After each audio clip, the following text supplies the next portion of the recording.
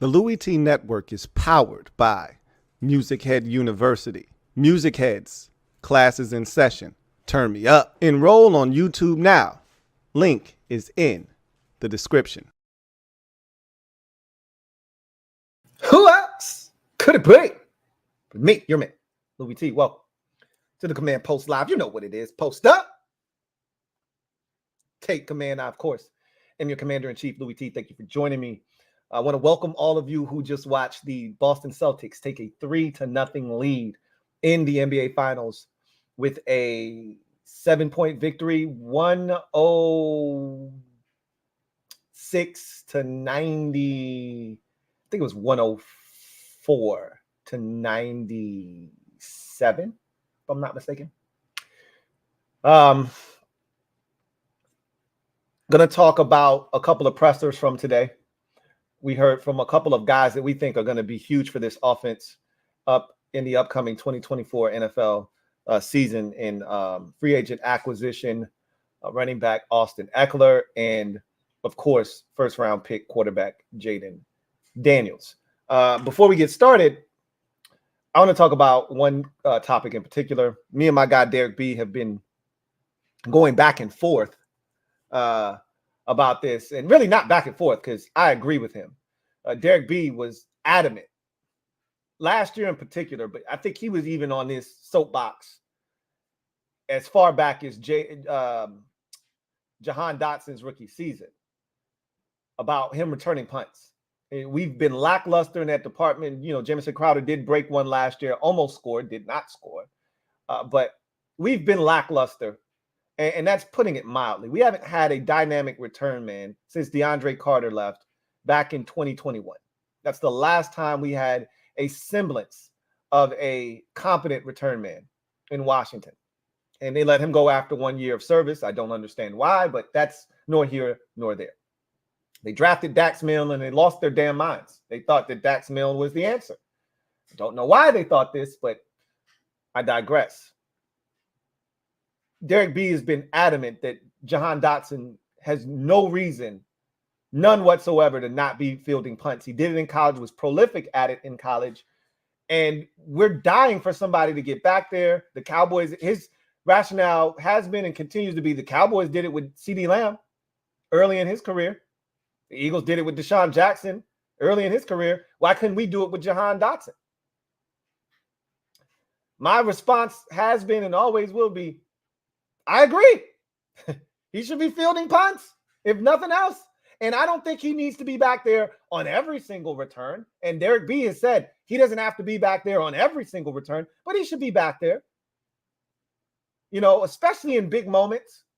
You got a chance to flip the field position. You got a team pinned up against their own. He should be, if the return man is standing with his feet at midfield, Jahan Dotson should be returning the punt. If the return man is standing at his own 45, Jahan Dotson should be returning the punt. If it's late in the game, it's tied, you need a boost, Jahan Dotson should be returning the punt. If you're down 4 with 2 and some change to go, and you're getting the football back, Jahan Dotson should be fielding the punt.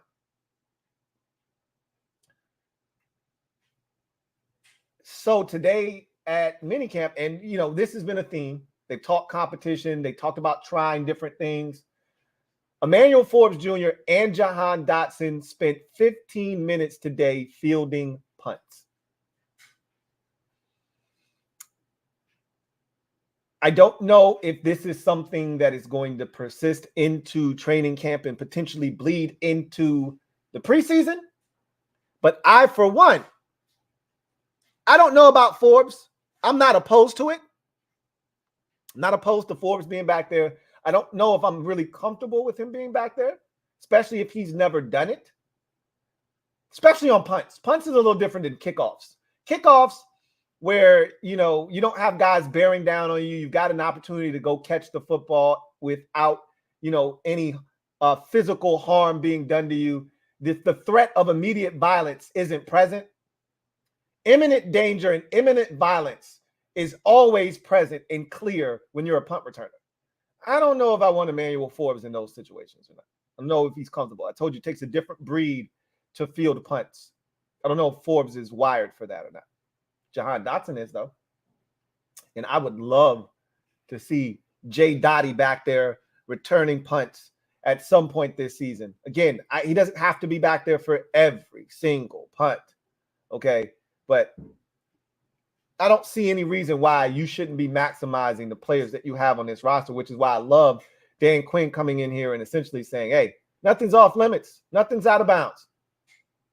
We're going to explore all options with this team. That includes Jahan Dotson, maybe even your former first-round pick, Emmanuel Forbes Jr., fielding punts. I love it. Let's see what happens. I know you guys saw Quan Martin's one-hand interception. Look, I told you I don't really get too involved in, particular plays this time of the year.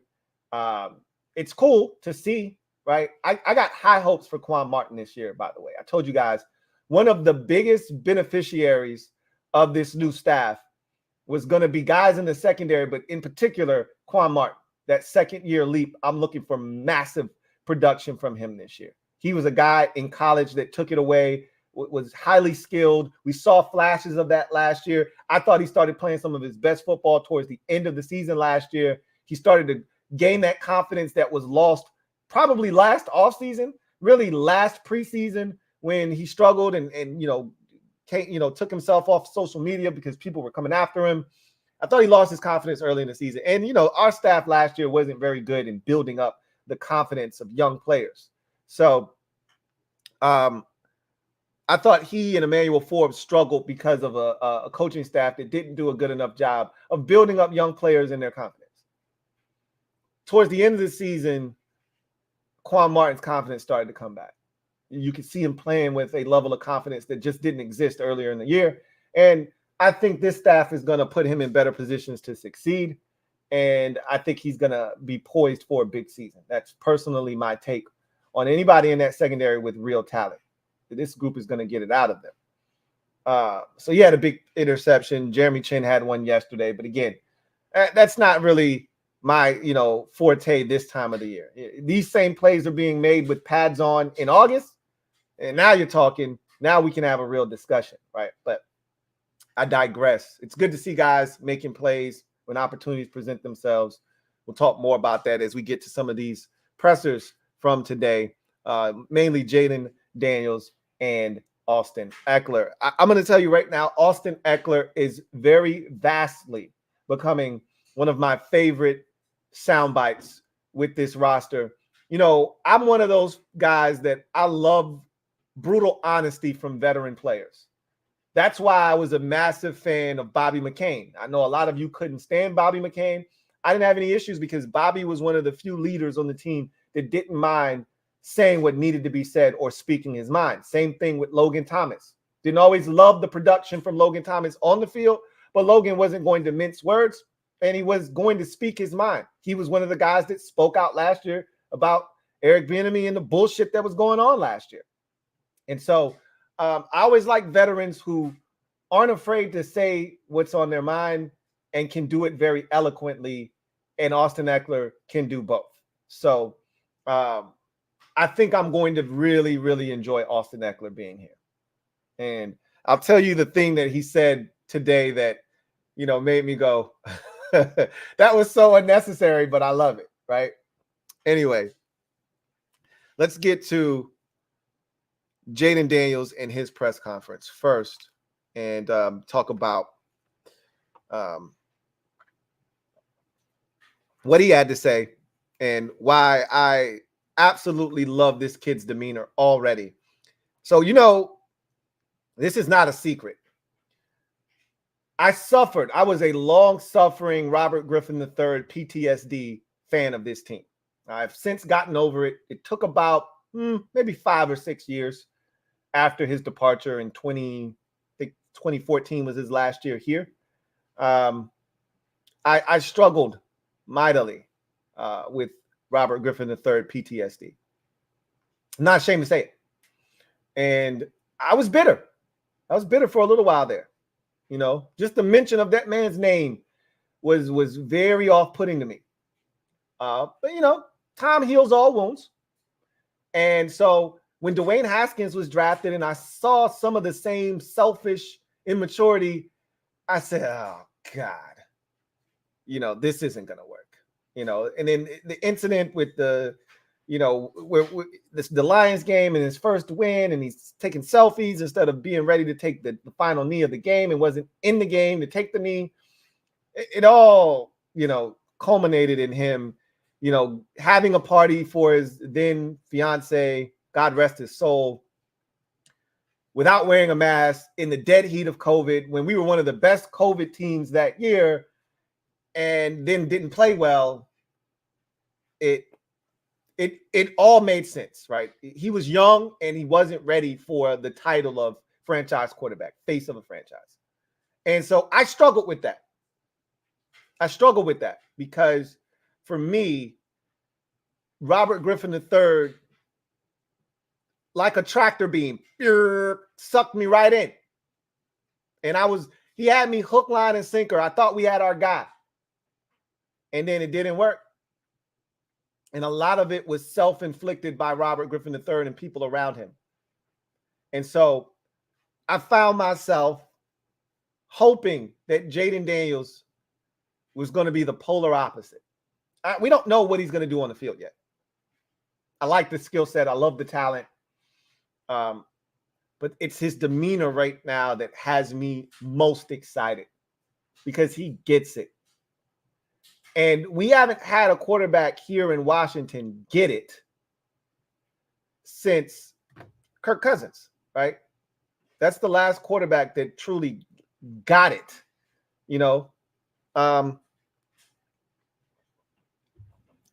Jayden Daniels, way, way more mature at this point of his career than Haskins and or Robert Griffin III. So listening to him talk has been very refreshing. And some of the things he said today, like, again, for me, I can't speak for anybody else out there. For me, it's like, hallelujah, hallelujah, hallelujah, hallelujah, hallelujah. It's like music to my ears. It's like me seeing Doug Funny see Patty Valentine, right? Patty Mayonnaise, excuse me. And he goes, Patty Mayonnaise. When I listen to him speak, I'm like, I think we got our guy. You know what I mean? I don't have the little hearts flying around my head, but I am excited because I know I got a quarterback that gets it up here. That's half the battle in this league, is getting it up here. We've had a lot of guys that didn't get it up here. And his actions, not just his words, his actions are showing that. Remember, one of the complaints about Dwayne Haskins was, bro isn't putting in the time. He's not putting in the work. That was one of the complaints. This guy is showing up earlier than anybody else. Even if he was showing up and doing absolutely nothing at 5:45 in the morning. It's the optics of it. You got to understand what that looks like. When guys like Nick Allegretti, who pride themselves on getting to the building first, he gets there at 6:30, and you're already there, and he's like, bro, what time did you get here? 5:45. Shit. Got me beat.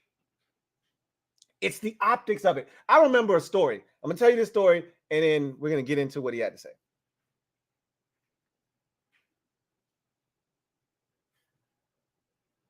Jim Brown, the late, great Jim Brown, used to tell a story.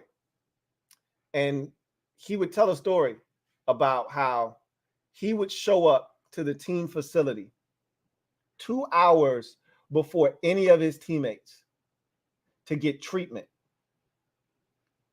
Because in those days, they called the trainer's room the pink room, right? Because it was supposed to be for softies. Only the soft guys go in there and get taped up and, get their ankles taped. It was a tough, brutal sport back then, right? So, but look, you need to work. You know, you're gonna go in there. They can razz on you all they want. They can give you a hard time, but if you need to get your ankle taped, you're gonna get your ankle taped. And guys, the legend goes that guys never saw Jim Brown. Remember, there was already this aura around Jim Brown that he got up slow after every single play. So you never knew if you really got a good shot on him or not. Because whether you got a shoestring tackle on him, or you blasted him, or he had a 2-yard run, or a 22-yard run, or a 62-yard run, he got up the same way every single time. Slow and methodical. So there was already this aura that he was invincible. And then to his teammates, they never saw him in the trainer's room. They never saw him in the pink room. So they think to themselves, this guy is indestructible. He never gets hurt. We've never seen him in here getting worked on. No massages, no ankle tape, no injection, nothing, none of that. Guy's never in here. Well, that wasn't true. They just never saw him in there because he came early and got his work done early. So they would never see him in there. To keep that the optics of, yeah, I'm a tough son of a bitch. Even if Jayden Daniels is literally doing nothing but walking around the bubble at 5:45 in the morning, it just looks good. And it says to the other players, he's locked in and he's putting in the work. Anyway, he talked about this at the press conference. He said the biggest thing he's done thus far and is working on is becoming a pro. Again, you love to hear it from a young fella. Becoming a pro. What does that mean? He's like, it means getting out of a bad play. We heard Dan Quinn say this, so you can tell he's absorbing information, because literally the day before, Dan Quinn was asked, what are some of the things you need to see from him to know that he's starting to settle in and become the type of player that you could name the QB1 for this team moving forward? And he's like, just some of the little things, right? Like getting us out of a bad play, pre-snap, they've got it stacked to the side that we're about to run the football. Don't run the ball into a run blitz to the side where we're running the football, right? If they're blitzing don't run. They got the numbers. Don't run the ball into that. Check. Either switch sides or check to something else, right? But he also said, look, sometimes the defense just wins, right? Get rid of the ball or check it down, right? Just the little things. And Jayden Daniels is like, yeah, I got to work on being a pro, becoming a pro. And he talked about some of those things a little bit later on in his presser. But he talked about, being out there, soaking up all the information, getting comfortable with the playbook, with the players, and just taking those steps day by day, getting better. He talked about getting to the facility early. It's becoming almost folklore now. It's almost becoming a legend about him getting to the facility early. And so they asked him, what time is he getting there? Because it really started with Nick Allegretti, who was like, bro, I was famous for getting to the facility first in Kansas City. Nobody used to beat me to the facility. And I get here, and Jayden Daniels is always here before me. So that prompted everybody to go, well, what time do you normally get here? He's like, yeah, 6:15, 6:30. And if he's already beating me here, I don't know what time he's getting here, but I just know every time I show up, he's already here. So that made the media like, well, we got to ask Jayden the next time we see him what time he's getting here, right? They get all excited about that stuff. We had heard from a number of players about Jayden and his work ethic and, him being here early in the facility, things of that nature. We heard that from the coaching staff as well. And so they asked him, and he's like, yeah, I get here about 5:45. And they're like, oh, well, what do you do at 5:45? Are you by yourself? And at first he was like, yeah. And he was like, no. Actually, Luke be with me, Luke McCaffrey. And he said, well, how did that come about? And he's like, well, one time during rookie minis, I was here early. Luke got there and he was like, oh, how long you been here? I told him, and he was like, all right, bet. And he's been getting there early with me ever since, which is pretty cool. Because if you wanted to get a little bit of work in, you could early on. He said, but he's walking around the bubble, watching film, just getting a little bit of extra work in prior to the day, kind of setting himself up, trying to be successful for that day, right? He talked about working with Cliff Kingsbury, and one of the things that stuck out to me was he said that it's a QB friendly offense. But then they asked him to expound upon that later in his presser. But what stood out to me was he said that Cliff does a great job of oversimplifying the concepts in the offense. And where did we hear that already? Where did we hear that? Who literally just said that yesterday? I just gave it away.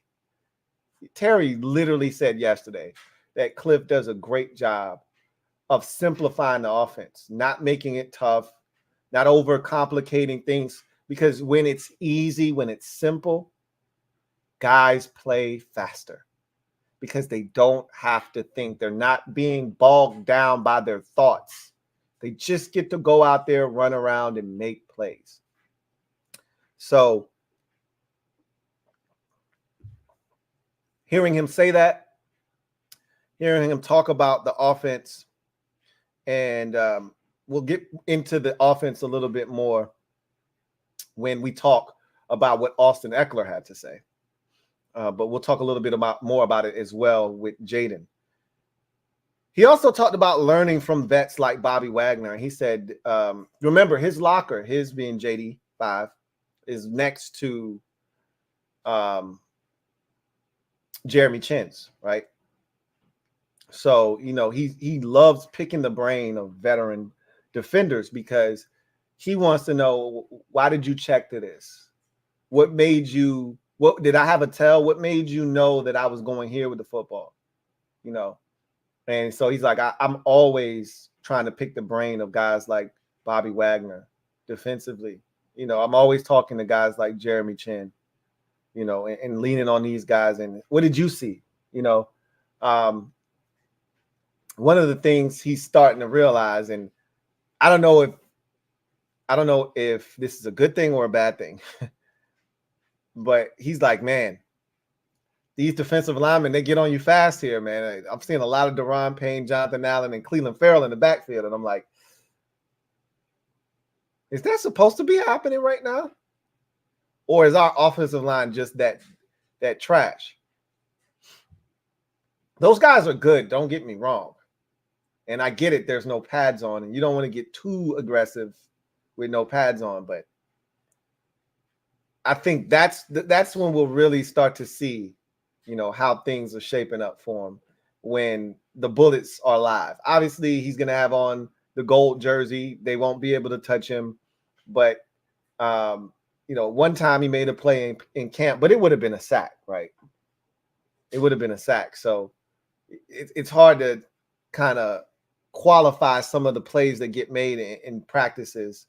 But I want to see what happens, first of all, with this offensive line, because as much as I have high hopes for Jayden Daniels, Cliff Kingsbury and his play calling, the ability to run the football, the ability to stay out of, third and long, and Jayden Daniels to avoid making, costly mistakes.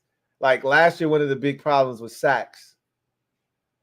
A lot of that was through the play calling, but some of it was because the offensive line was breaking down too quick before anything could even manifest itself. You running these long developing routes down the field, you got to protect. Our offensive line wasn't built to do that, especially early in the season last year before they made some of the changes to the interior, most notably Nick Gates being subbed out of the lineup. I hope the offensive line holds up. And, speaking of which, we've been thinking about this left tackle position as a two-man race.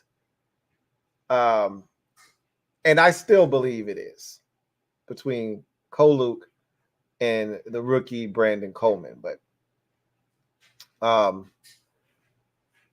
I saw an article, matter of fact, I'm going to pull it up real quick. Let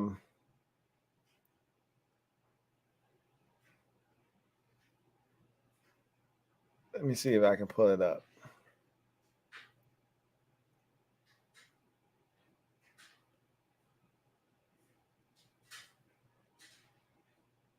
No, that's not it. See if this is it. No. All right. I think I found it. Here it is. This portion of the article says, when the Commanders finally did do 11-on-11 drills, all three players got starting reps. Trent Scott kicked things off with the first group, with Lucas playing in the second group at right tackle. But Coleman got some snaps as well with the ones. So Trent Scott is in this mix a little bit as well. So don't lose sight of him. I think it's easy to lose sight of him. I don't think he's going to start. That's why I haven't really put him in this debate, in this conversation about this left tackle battle. I'm going to go ahead right now on this program. I'm going to go ahead and offer up my 00 right now because it's coming, and I'm going to go ahead and get out in front of it because I'm a man of my word. Okay. I was wrong. Andrew Wiley is starting at right tackle. This is happening, folks. Whether you like it or you don't like it. I've already come to that conclusion, barring some sort of catastrophe, and I'm not wishing for that, by the way. He's just starting right tackle. They've already made up their minds. They're not even having a competition over there. He's the starting right tackle. I've come to grips with it. You need to come to grips with it. Some of you had already, and you were telling me, hey, Louie T, wake up, bro. Andrew Wiley starting at right tackle. I don't know where you get this cockamamie idea that he's not. He's starting at right tackle. Until somebody tells us otherwise, he's starting at right tackle, and you were right. So there you have it. There's my 00.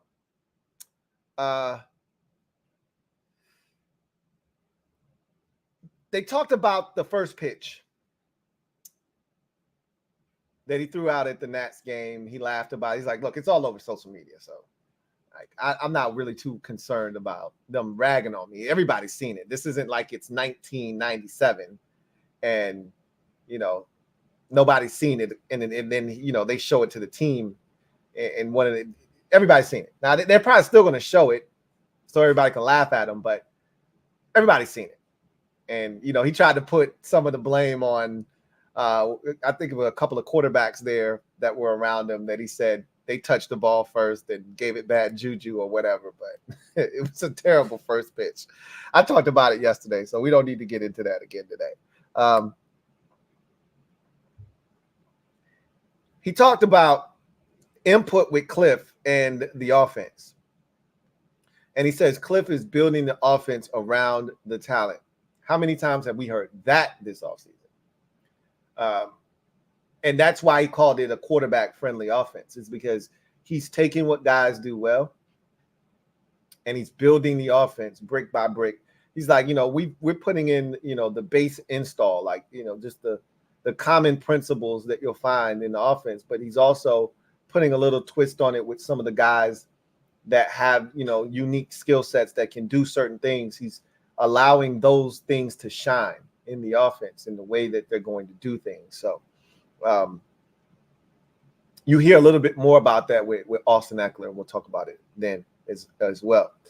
This was my favorite quote, and this is where, Terry McLaurin yesterday said that he's humble.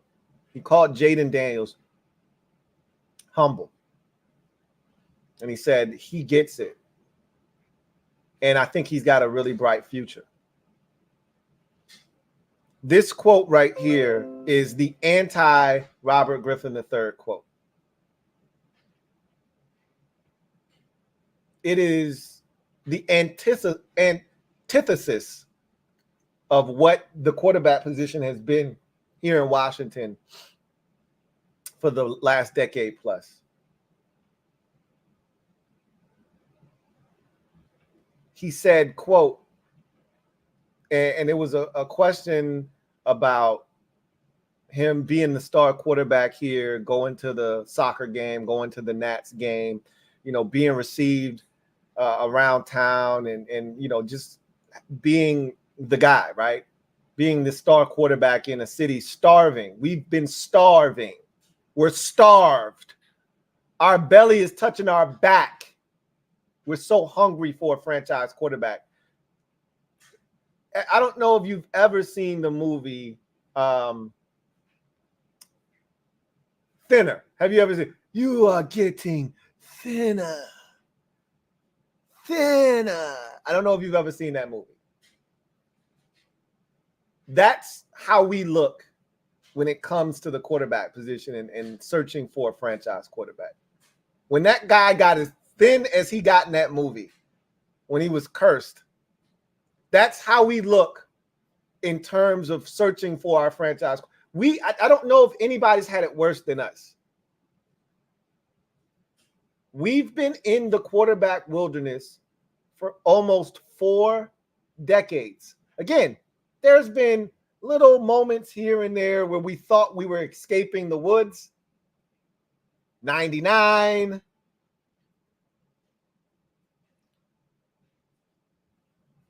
2012. 2015, maybe. That's it, pretty much.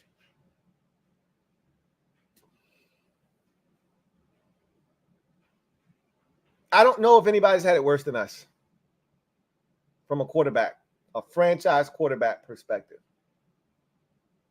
Everybody's had at least one in that time frame. And when I say franchise quarterback, I'm talking about a guy that actually got to a second contract here in Washington at the quarterback position. Guys like Mark Brunell don't count. He wasn't our franchise quarterback. When we got him, he was at the tail end of his career, holding on for dear life. Okay? We didn't get Jacksonville Jaguar Mark Brunell. So everybody's had a guy except us, I feel like. I mean, you could probably go through every single franchise in the NFL, and they had at least a guy. Find me a franchise that has it. Except us. So when I tell you that we don't have a guy and we're searching for a guy, it's an understatement.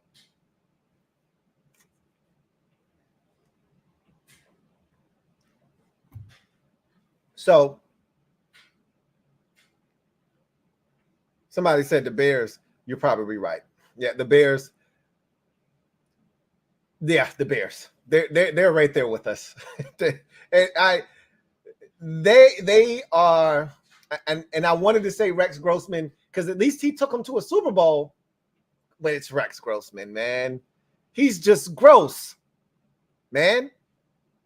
So no, I can't. I mean, they had Jay Cutler though. Can I get Jay Cutler? Can I at least get Smoking Jay? He took them to an NFC Championship game. Can I at least get Smoking Jay? How many years did he spend in Chicago? If he spent more than 5 years in Chicago, I'm taking Jay Cutler, damn it. Let's see. I'm about to die on this hill. It's been us and only us. Let me see. Jay Cutler. I bet you he spent like 6-7 years in Chicago. I'm not letting that shit ride. Let's see. Jay Cutler. 1, 2, 3, 4, 5, 6, 7, 8. That man spent 8 years in Chicago. Hell no. Jay Cutler was a damn franchise quarterback for the Bears. And he took him to the NFC Championship game. I ain't letting that shit ride. Hell no.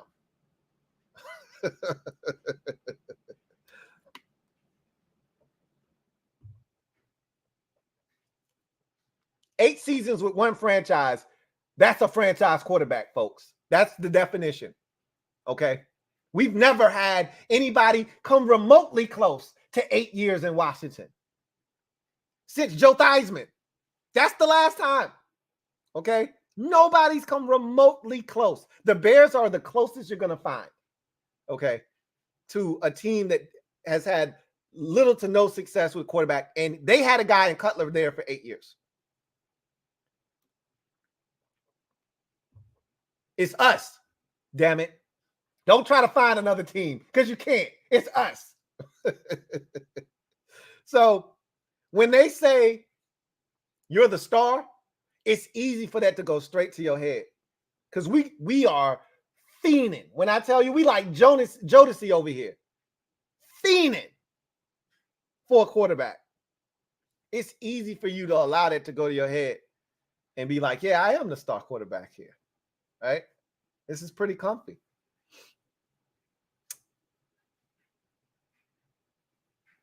This man said this, quote, I ain't the star quarterback yet.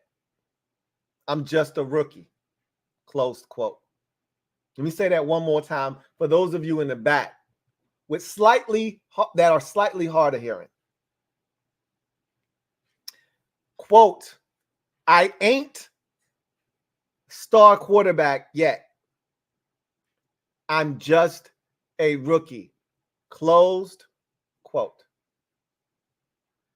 That's that humbleness that Terry McLaurin is talking about. Because when you're the number 2 pick in the draft, you already know what you're being drafted for. Okay? It's no secret what's needed in the nation's capital. And it's no secret how long they've been searching for a dude. Not a guy. We've had plenty of Jags come through town over the years. We're looking for a dude. He knows it. He knows what he was drafted to be here. But he's not allowing that to go to his head. I got to earn the right to be called a star. Don't want anything given to me. I want to go out and compete with my guys. And I want to earn it. I love it. I love it. That had my ears. And they were perking up after that. Like, okay, young fella. You, my friend, get it. Because I've seen a lot of quarterbacks come up and down, up and through here that didn't get it. That from day one, they were smelling themselves. The league done messed up. Y'all remember that one? Y'all remember? Y'all remember Aaron Rodgers and Peyton Manning can't make plays if guys don't make stuff happen around them. Remember that?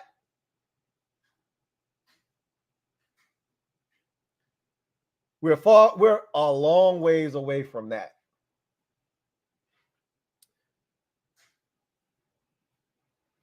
I thought he said some other things that stood out to me. Like when he first got here, he talked about the history of the black quarterback here in Washington. And he's, of course, he started with Doug Williams, as he should.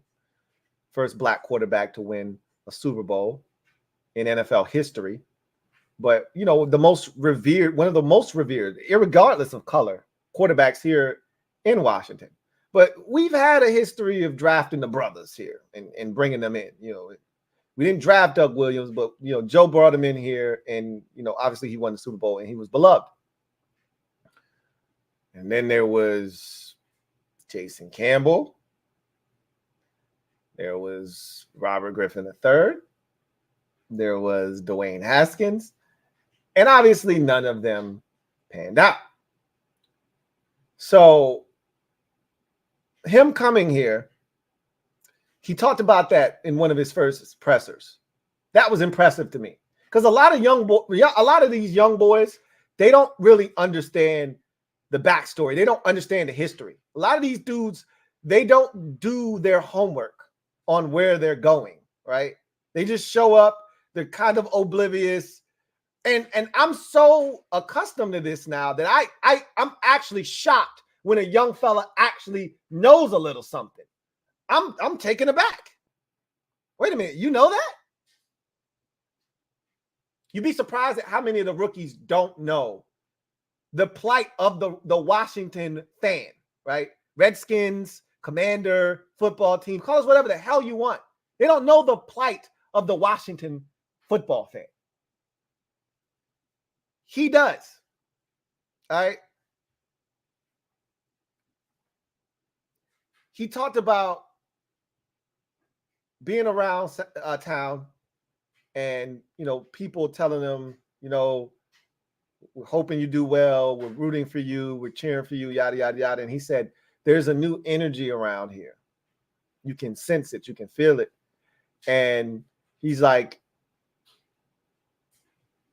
this new regime, and it starts with with Josh Harris coming in here, and then, Dan Quinn and AP and what they've done.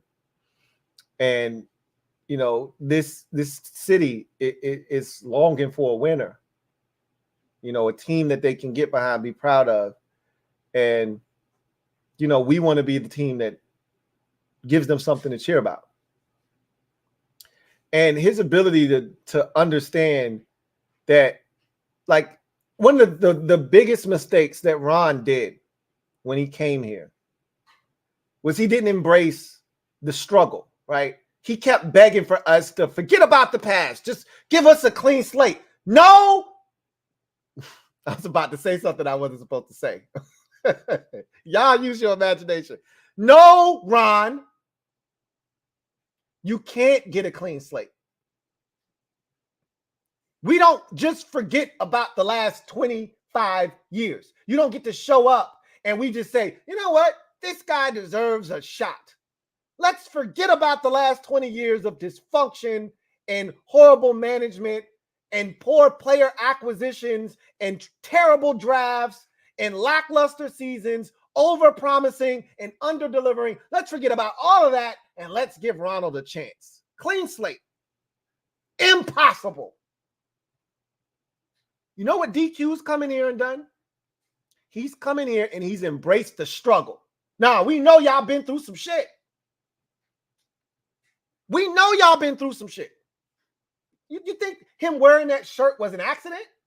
Yeah, he got slapped on the wrist by upper management, by Josh Harris and company. They told him don't do that shit again.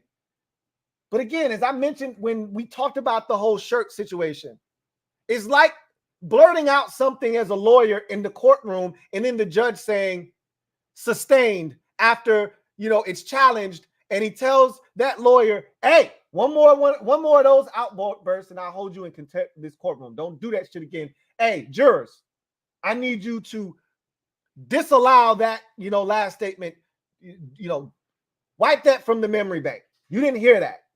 Too late, though. They already heard that shit. He knew what he was doing when he put that shirt on. He knew about the struggle. JD understands about the struggle. He's not from here. Quinn has a little bit more of that sense because he grew up in this area. He went to school around here. He saw it. He knows what it's about. JD, not so much, but the fact that he did his homework and he understands, hey, shit's been rough for y'all for a minute. We know, but we hoping to change that. I love it.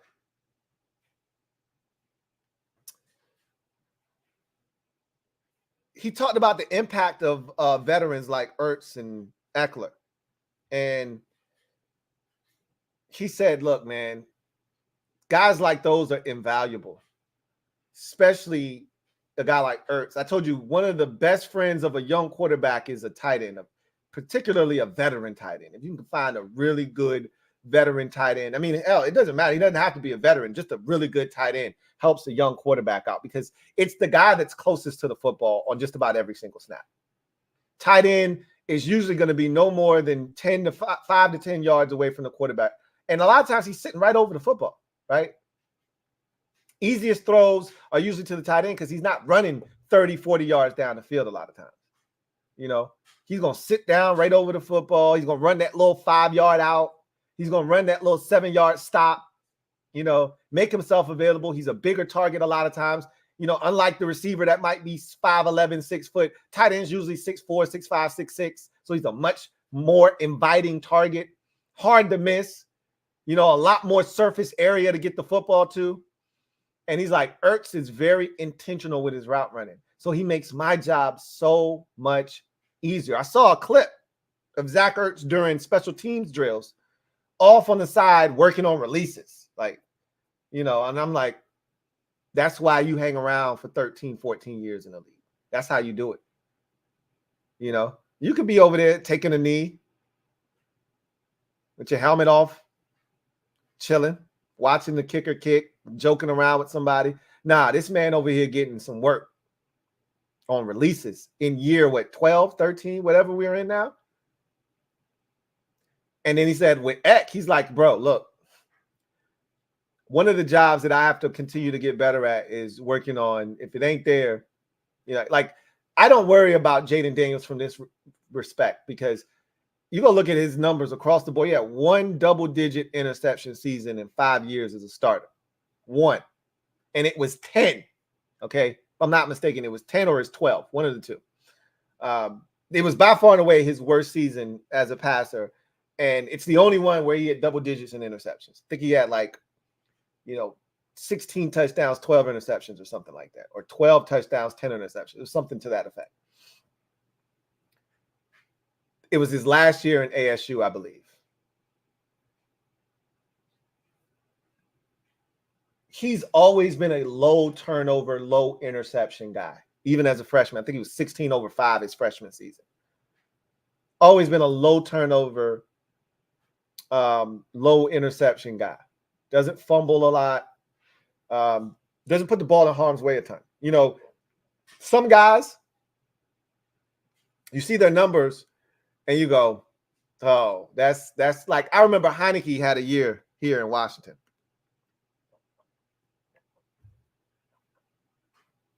I want to say it was 2021, where he played well. And you looked at his numbers, and it wasn't, I think it actually was 2022 when he took over for Wentz. And he came in and he played well and he galvanized the team. And, you know, we made a run and all of that good stuff. And then he ended up getting benched. And if you looked at his numbers that year, they were actually not that bad. But we know, if you've been watching, if you watch the games, you know, like, even with Wentz, when he was in Indianapolis, remember we kept talking about, 28 over 7. If he gives us that, look out. He only threw 7 interceptions. I watched them games, though. Wentz could have thrown 13, 14, 15 picks and dudes just caught the rock. You know what I'm saying? Like with Jayden Daniels, it's not usually he only threw 4 interceptions last year in his Heisman Trophy winning season, but he really could have thrown 12 or 13 of them things. Nah, ball's usually not in harm's way. So he's like, I got to work on, taking the check down. He's like, Ekler is going to be one of my best friends because he's one of those dudes you just get the ball to and he can do the rest. We haven't had guys like that here. Like Ek talking about that, and we'll talk about that when we talk about Ekler here in a second. Ek is one of those dudes that'll make somebody miss in a phone booth. We don't do that in Washington, right? That's one of my biggest complaints is we don't have guys that will make 2 defenders miss and score on a 54-yard touchdown. We got guys like Brian Robinson and Terry McLaurin that if you come with a half-hearted arm tackle attempt, you will miss. But they're not breaking nobody up. This is why I want guys like Jahan touching it more, because he's got the capability to make somebody miss. Same with Curtis Samuel when he was here. I want guys with that kind of ability touching it in space because they are capable of making guys miss. We haven't had a lot. Antonio Gibson didn't make people miss, right? He was more of a power speed guy. He wasn't agility speed guy. Ekler is an agility guy. Doesn't have a ton of speed, but he can make you miss. He's like, I got to get it to Ek and let him do the rest. So those veterans, he's like, I'm leaning on those guys heavy. And, I keep talking about this. I know I sound like a broken record, but just listening to how much input that these veterans have already had in this young process, it is illuminating the fact that we've been void of veteran presence, good veteran presence, not bum veterans that don't make a difference, that you're not going and asking for advice from. Good quality veteran presence has been lacking on this roster. Even guys like Logan Thomas, who are older, what you gonna ask Logan how to change positions from quarterback to tight end? When we got him, Logan was not a starting player in this league. He didn't become a starter till he got to Washington. You can ask Logan how to reinvent yourself, how to stick in the league after switching positions. But he can't tell you how to play at a high level because he didn't know what that looked like. Those are the types of veterans that we had. One of the few veterans, and we talked about this when he was here, was Kendall Fuller, that guys would lean on, that could actually give you quality advice as a quality veteran player on the team. He was one of the few. It's a lot going on with these veterans, man. A lot more than I think meets the eye. A lot more than I think we gave it credit for. When it came to Ron's crew not bringing in quality veterans, and maybe they couldn't afford to because quality veterans didn't want to come to Washington, and I get that too. It's easy for us in hindsight to look back and say what they should have done, but remember, it was a toxic environment that players didn't want to be in Washington playing for Daniel Snyder, so it was probably a lot harder. You weren't going to attract a Bobby Wagner or a Zach Ertz with the last group that was here. Forget about Snyder. You weren't attracting Zach Ertz or Bobby Wagner with Ron Rivera as your head coach or Jack Del Rio as your defensive coordinator. You just weren't going to do it. So it's refreshing to have not just the staff that we think is very capable, but also the players that this staff is able to attract that may be able to help some of the young guys along by bringing in some veterans that know, a thing or two about this game we love so dearly called football. And then there was one more quote from Jayden Daniels on his way out of this presser. He said, and this is a compilation of quotes. So I mashed together about 3 or 4 sentences and condensed it into one quote. He said, I'm paraphrasing this first part. He said, this is what I have to do. And then, quote, doing my job. He continued on and he talked about competing, continuing to compete every day, giving the guys on my side of the football an opportunity. One of the things that Jay Gruden used to say about Haskins when he first got here as a rookie is he's like, I can't put him in because if I put him in, it's not fair to the other players because he's not where he needs to be in order to give the rest of the guys an opportunity to go out and do their jobs adequately. I remember Chris Cooley one time evaluating the film back in 2014. The Redskins played against the Tampa Bay Buccaneers in that game. It was a lousy game. There were a lot of stinkers that year with Robert. The Rams game comes to mind. It was really bad. But the Buccaneers game, it was really bad. The Rams game and the Buccaneers game were probably the 2 worst games of the year that year with Robert at quarterback. And I remember Cooley after that game saying, I can't fairly evaluate the rest of the players because Robert was so bad. And remember, Jay eviscerated him after one of those games where he said he's taking 7-step drops when he should be taking 5. He's taking 5 when he should be taking 3. It's not on the offensive line, and you threw him under the bus. It was as bad of a I enjoyed it thoroughly at that time. I was so fed up with Robert at that time, but It was one of the most scathing press conferences one can remember about of a coach criticizing his player publicly through the media. I've never seen anything like it, and I don't think I'll ever see anything afterwards. I haven't seen anything since, and I don't think I ever will. That said, he says, I'm 1/11th of trying to get the 11 guys on my side of the ball going in the same direction, closed quote. So, again, this goes back to him being humble. Like, I know y'all are trying to peg me as the star of the team, this, that, and the third, but I'm just one of 11 dudes on my side of the football, and I'm just trying to be the one that helps galvanize them and get them going all in the same direction. Like, I know it starts with me as the point man, but I'm just one of 11 dudes.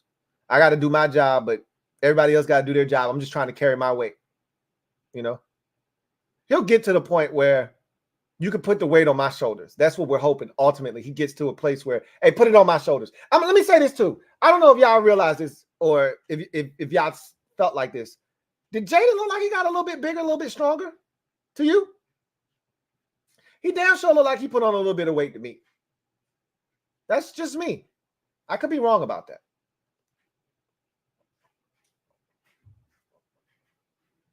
I thought he looked a little bit bigger. So, anyway, the kid is really impressive. I can see why his teammates, the coaches, staff, everybody is lighting up when they talk about him. I see why. Right now, he's in a good space. And there's a lot of good positive vibes right now, a lot of good juju. We're riding the wave right now. It's been an excellent offseason, yada, yada, yada. But I really think that he has a chance to be special on and off the field. And that's something we've lacked at the quarterback position for quite some time. But we'll see, right?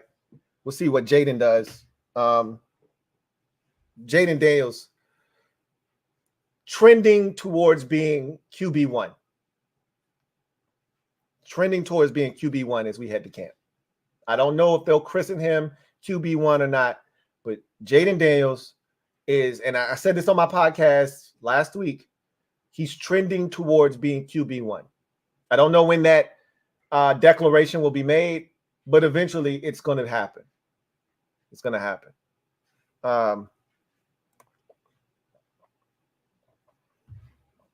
Let's get to Austin Ekeler. I love Austin Ekeler already. And it didn't take long. But y'all know, if you've been following me for any amount of time, then you know I have an affinity for the veteran player that's not afraid to speak his mind and can do it eloquently. That was Bobby McCain. That was Logan Thomas.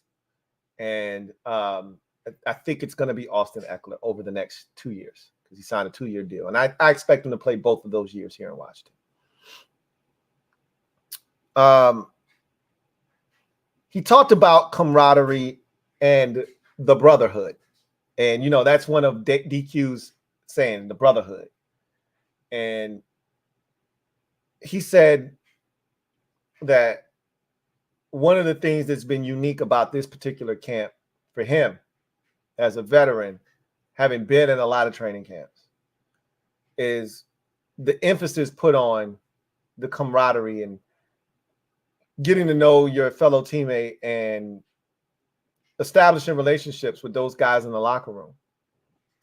DQ from day one was adamant that that's one of the things that is his superpower. Dan Quinn's superpower has always been galvanizing the troops and getting people to think outside of the realm of just football. One of the reasons Dan Quinn is so beloved is because he cares about the person, or as he likes to say, he cares about what's behind the rib cage, right? We know what your exploits are on the field and what you can provide for us here.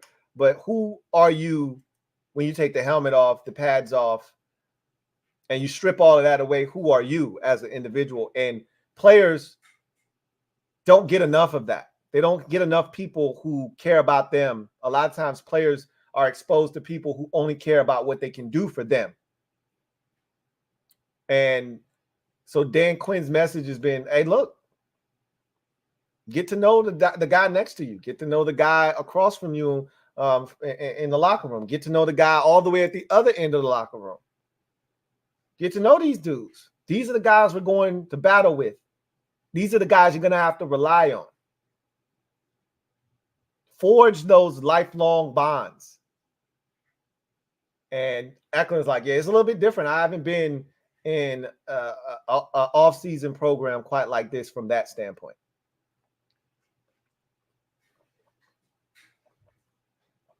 This was a great dialogue from Austin Ekeler here. He talked about being healthy, for the first time since week 1 last year. And he's like, man, week 1 sucks because last year he went off. And I want to say they played the Dolphins week 1 last year, I think. And he was going apeshit on the Dolphins. And then, like 140 yards rushing, had another probably 50 yards receiving. He was killing them. Then he got a high ankle sprain. And I just remember thinking to myself, because remember last offseason was the whole running backs coalition thing where the running backs banded together because Ekler was trying to get traded and he felt like he was underpaid, and that didn't happen.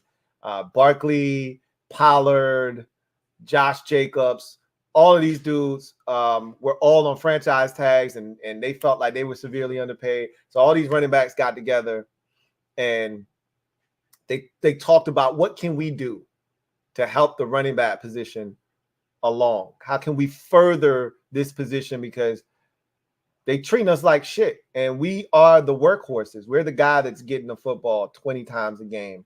Nobody else is touching it that many times and taking a beating. The quarterback touches it more than us, but they're not getting hit on every play like we are when we touch it.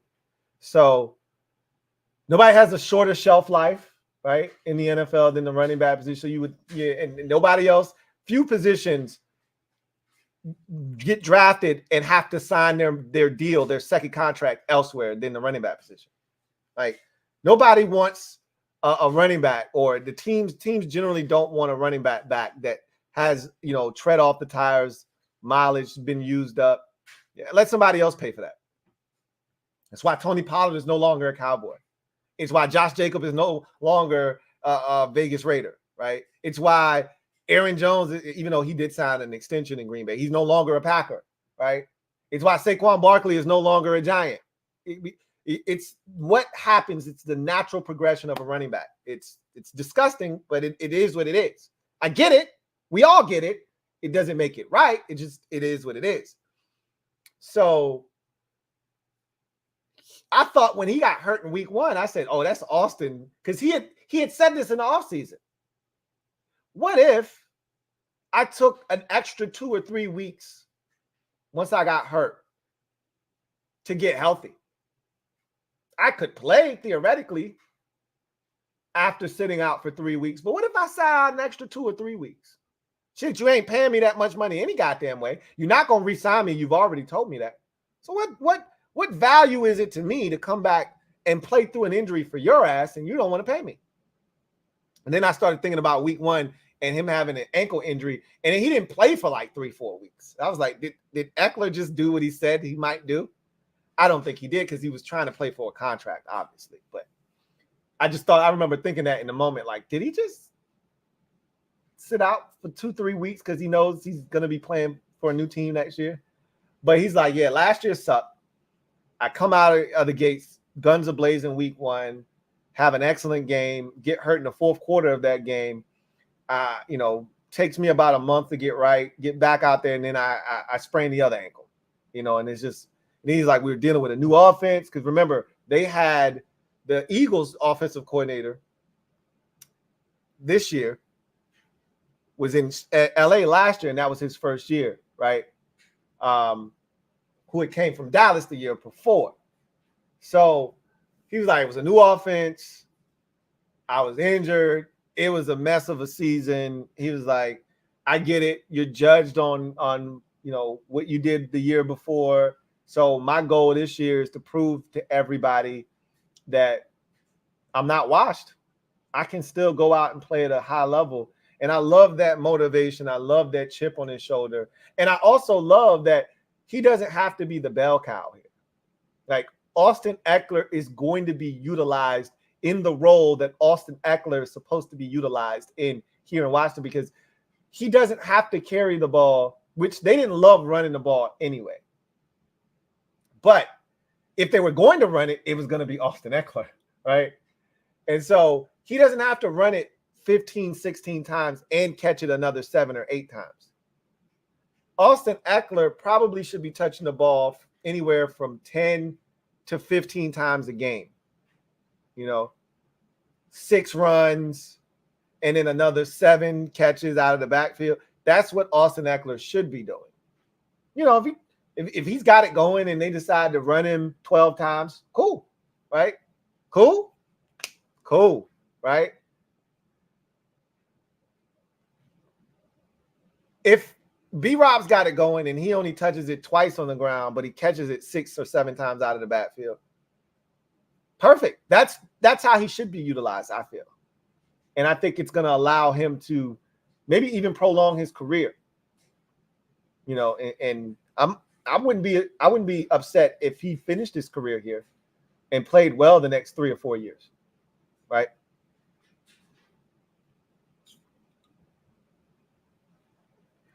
You know what I forgot? And he talked about this, his relationship with Anthony Lynn. He calls him A-Lynn. And I forgot that when he came into the league as an undrafted rookie out of Northern Colorado, Anthony Lynn was the head coach with the Chargers at the time. And so he's got a hell of a relationship with Anthony Lynn, the running backs coach. It's a unique relationship. They go way back. And he talked about them going way back and how Anthony Lynn is a stickler for the small, minute details.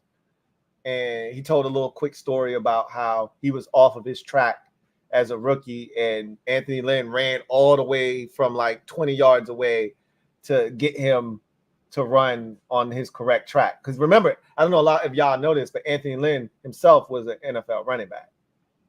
Then he was a running backs coach forever. And then he became an offensive coordinator, got a head coaching job. Then, after it didn't work, he went back to being a running backs coach. And that's where he was in San Francisco when we scooped him up. So this is what he does. Anthony Lynn is a running backs coach, which is why I would struggle with Eric Bieniemy not feeding the running backs a little bit more, especially when B-Rob had it going at times last year, because you yourself were a running back. Like, what this is like. Lynn is a guy that I think Austin Ekeler has a really unique relationship with. And that I think that adds value to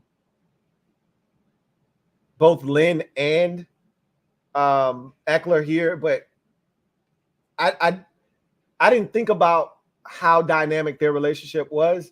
And that might be one of the big reasons why, Austin Ekler is here. Anthony Lynn gets hired.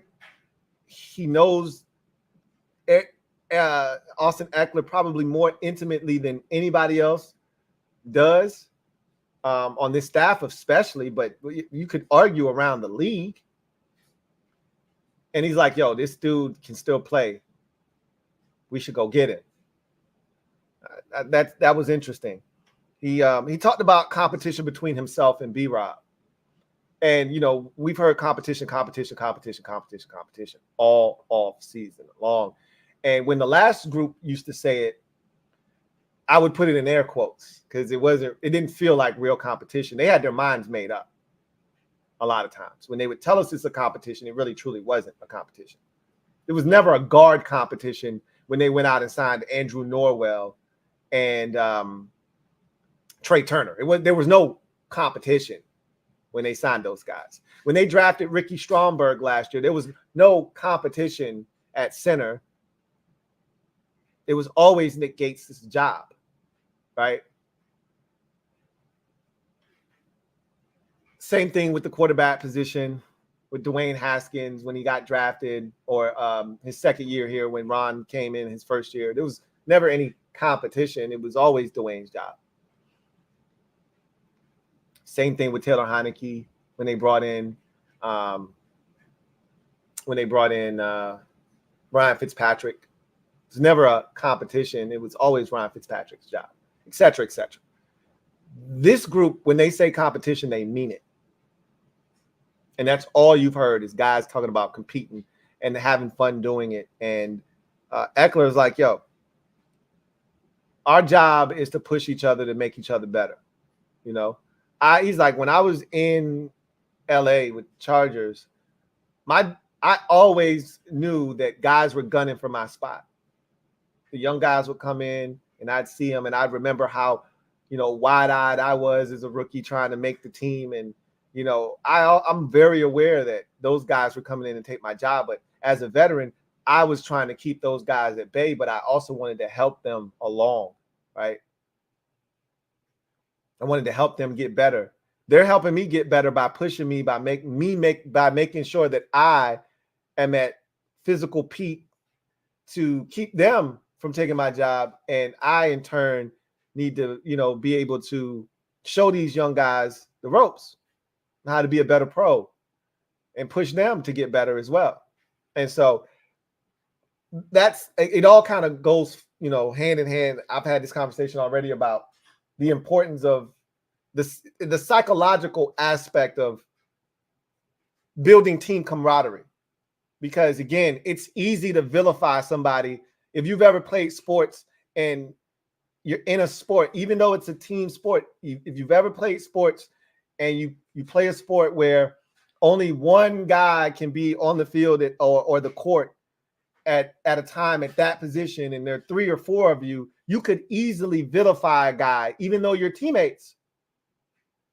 If you think you're better than him, or he's playing the position you want to play, you can easily say it's either me or him. And I needed to be me that's playing, right? If there's not a strong relationship there, it's easy for things to become fractured very quickly. And so hearing him talk about the dynamic between him and B-Rob was refreshing, because he's like, yeah, no, we pushing each other.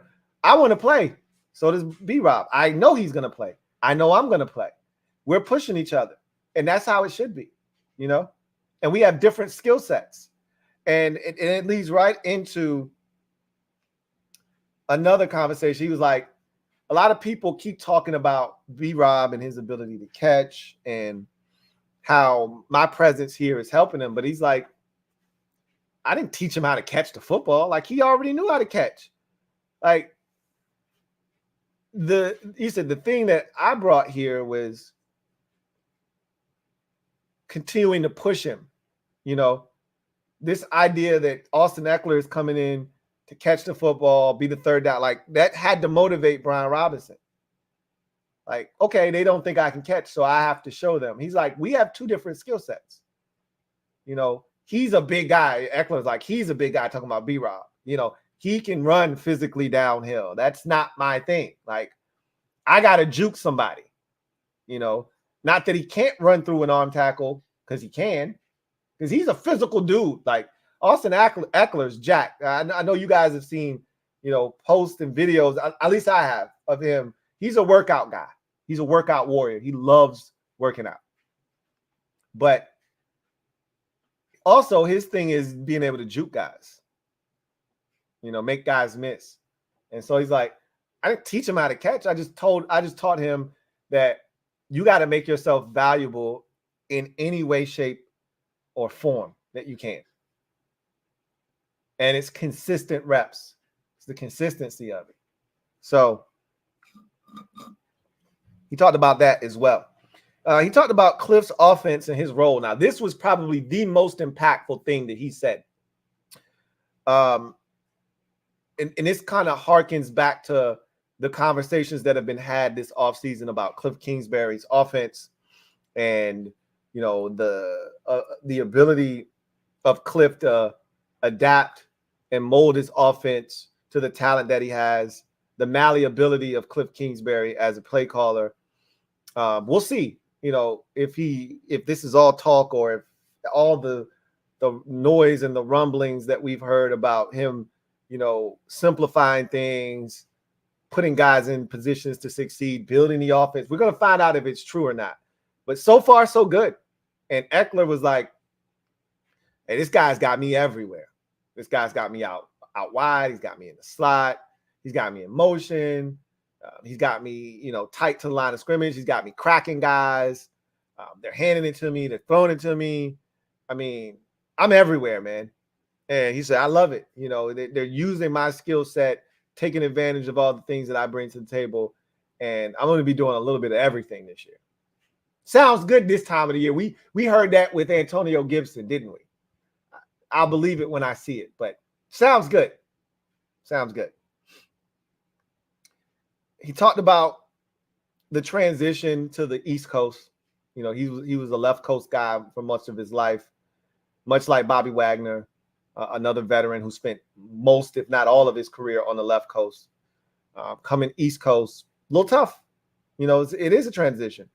And he said, this is a new chapter in my career, my life. And I'm excited about it.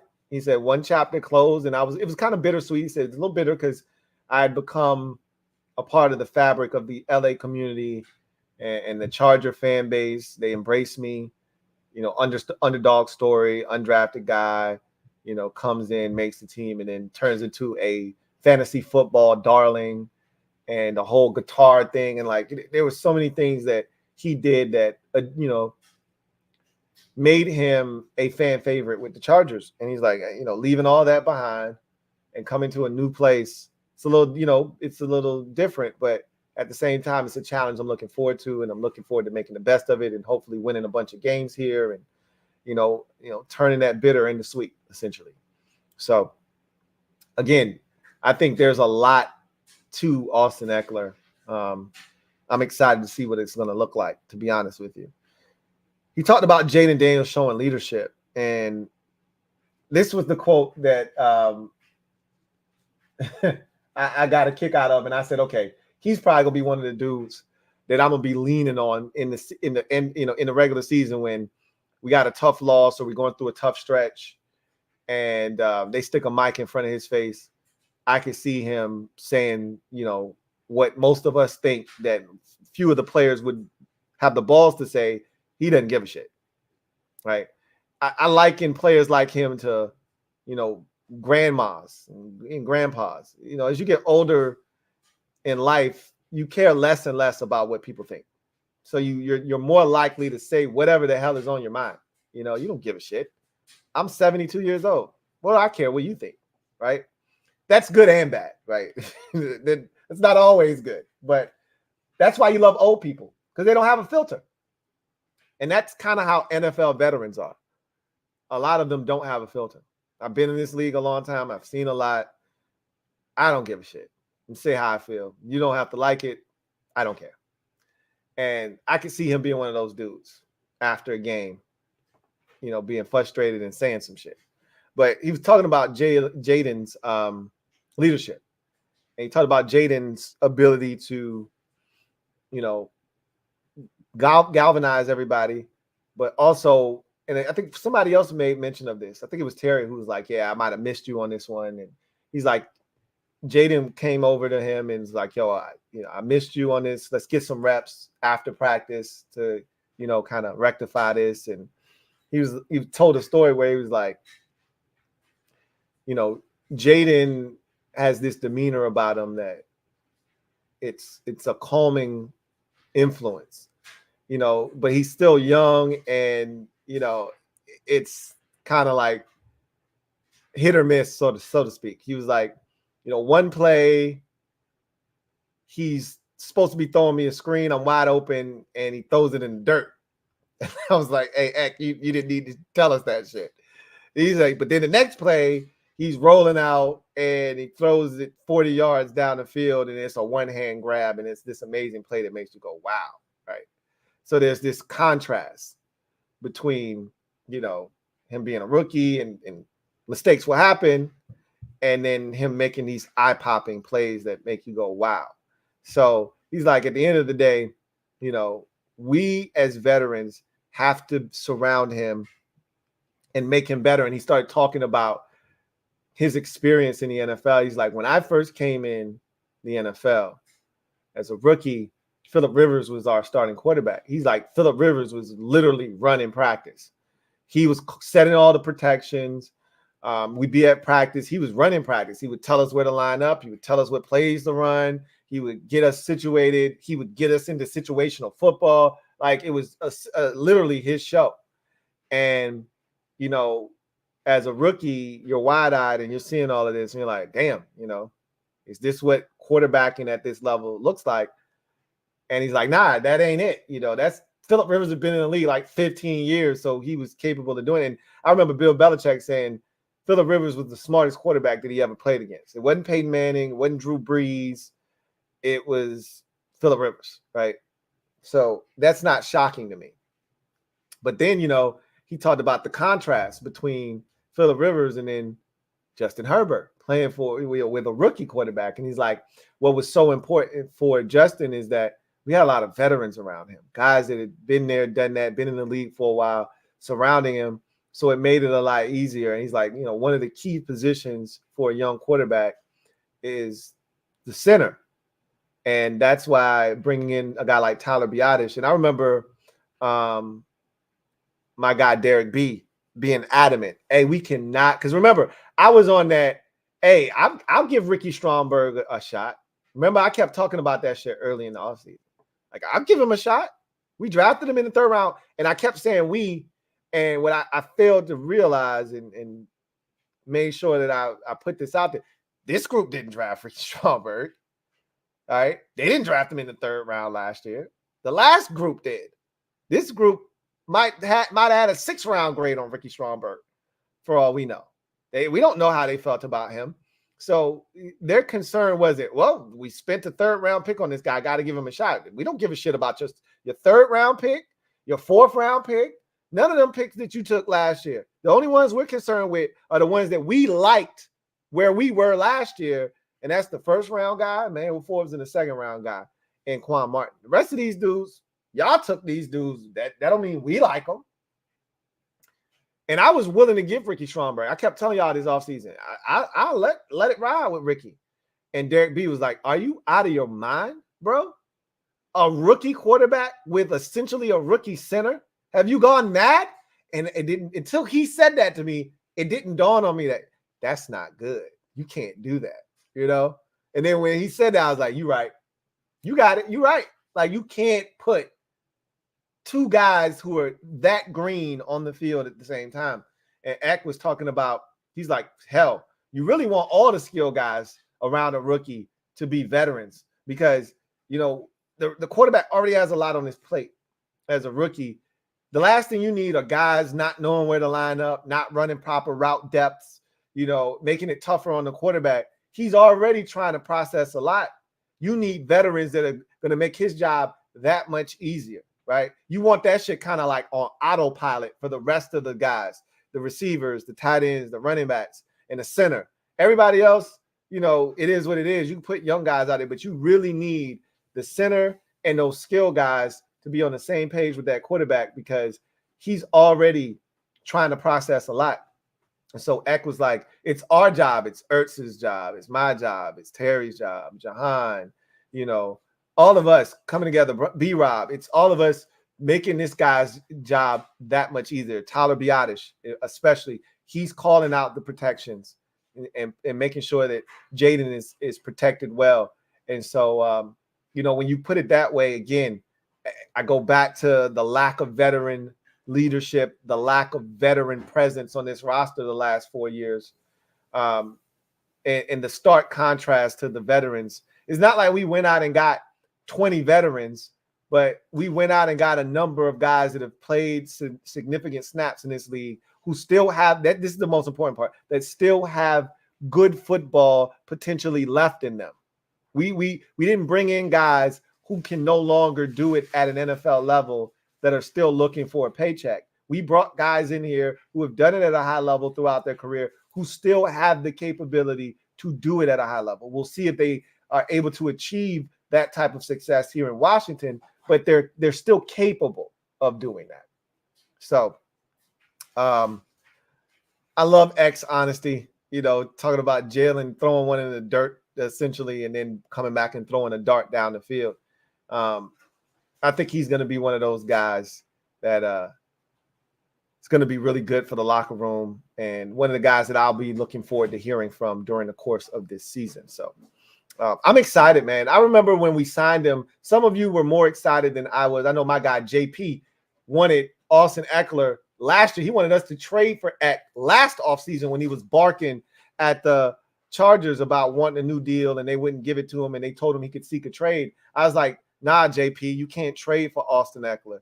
You're going to have to give up compensation, and you're going to have to pay him. It doesn't make any sense. And it's crazy. You come full circle, and you end up getting him. And you don't pay him a whole heck of a lot of money. They paid him, 2 years, $8 million or something like that. Like, it's not this ridiculous contract either. And, the good thing is, by waiting, you probably got a discount on him because he didn't have a great season, so he couldn't come out off of the season he just had and demand a 2-year, $16 million deal, because as we saw in the offseason, $8 million per year was the going rate for a quality free agent running back, right? We saw the deals. A lot of these guys, 4 years, $32 million and things of that nature. I think the highest deal we saw was Saquon's deal. And what was that, like $12 million a year, something to that effect. Most of these guys were signing, I think DeAndre Swift, 3 years, $24 million, $8 million, per. I think a lot of the deals look like that. Josh Jacobs, what was his deal? Maybe it was 4 for 40 or something like that. I don't recall what exactly that deal looked like in Green Bay, but at the end of the day, we got him on a discount, probably because he didn't have a great season last year. And, he's getting up there in age too. But I love the fit, and I think he's going to do wonders for us. I really do.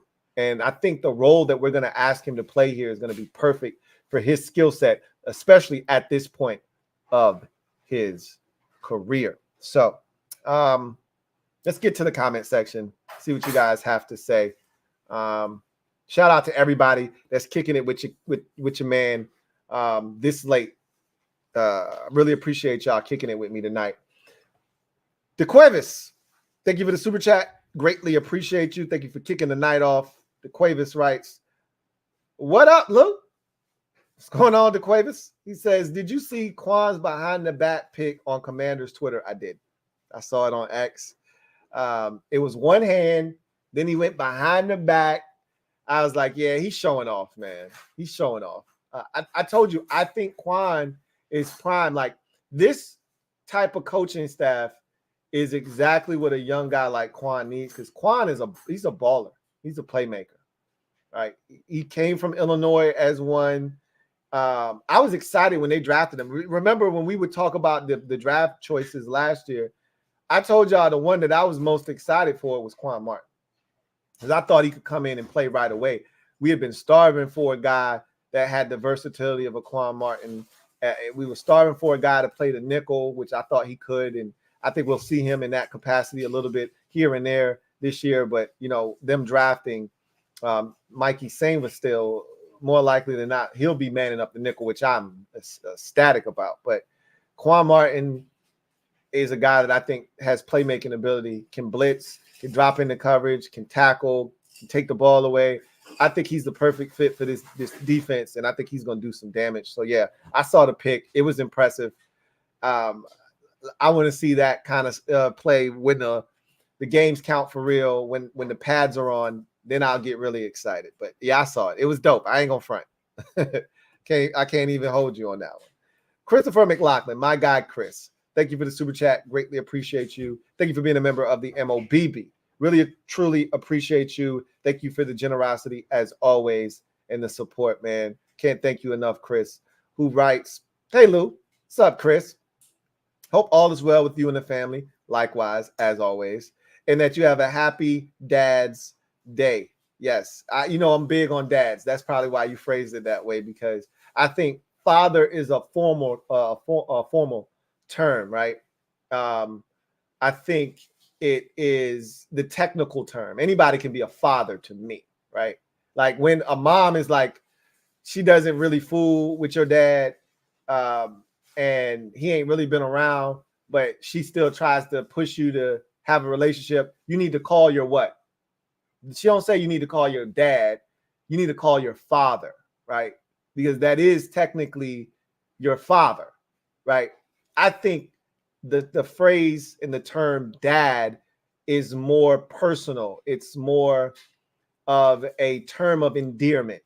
A dad is someone that is around, that is physically present, and an impactful force in your life.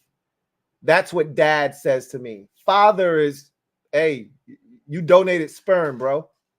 Like, you don't really have to necessarily be in my life to be my father. Your name's on the birth certificate. So let me get off of my soapbox, though. Likewise to you, if that applies, Chris. Likewise to you. 4 questions, he says. 1 and 2. Does this team have a top 50 player in the league? Who is it, and who is the closest if not? 3 and 4. What has surprised or concerned you most about mandatory camp? So does this team have a top 50 player in the league? Who is it? And if not, who is the closest? No, we don't have a top 50 player in the league. That's an easy one.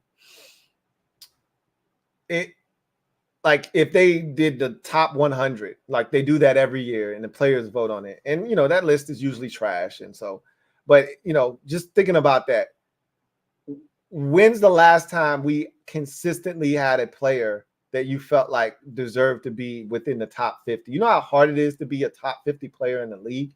There've been years where we had guys where we felt really good about them. Like, man, they killed it this year. And they only checked in at like 77 on that list, or 72.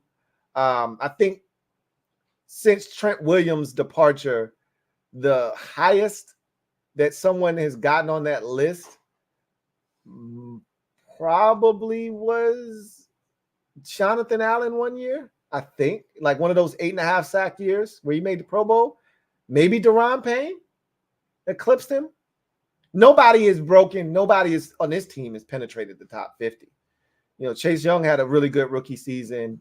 I don't think he made it in the top 50 that year.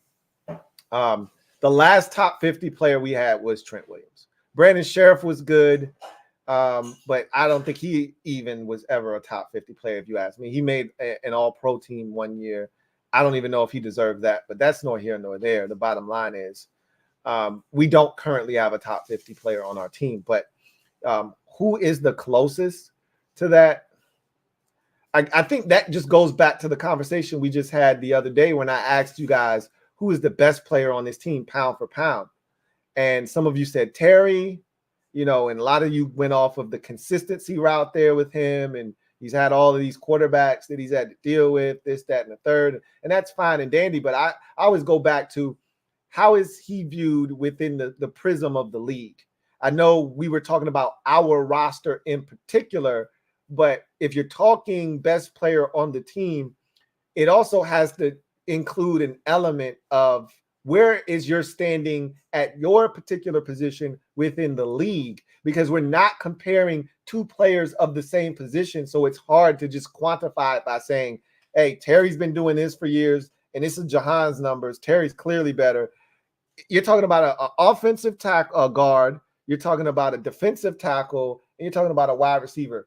Those are the 3 real candidates on the team: Terry McLaurin, Daron Payne, and Sam Cosmi, if you ask me. Those are the 3 guys that stand out that deserve to be in that conversation for approaching the top 50. I don't think any of them are in the top 50. Daron Payne, just a season, if we rewind the clock back to this time last offseason, he'd probably be in that top 50 discussion. You could argue last offseason after he got the deal that Daron Payne, coming off of an 11.5 sack dominant season, was a top 5, let's just say top 5 defensive tackle in the league, because you still got Chris Jones. Aaron Donald was still playing football. You still have the big Jeff Simmons in Tennessee. Quinnen Williams was coming off of like a 12-sack season himself. So, but Daron was in that conversation. If he's in the conversation with Quinnen Williams, Chris Jones, Jeffrey Simmons, and Aaron Donald at the time, then you know you're doing something right. So I think if we were having this conversation last year, it would be Daron Payne. Daron, to me, had a disappointing season last year. But everybody had a disappointing season last year. And not one guy other than maybe Curtis Samuel and maybe Brian Robinson.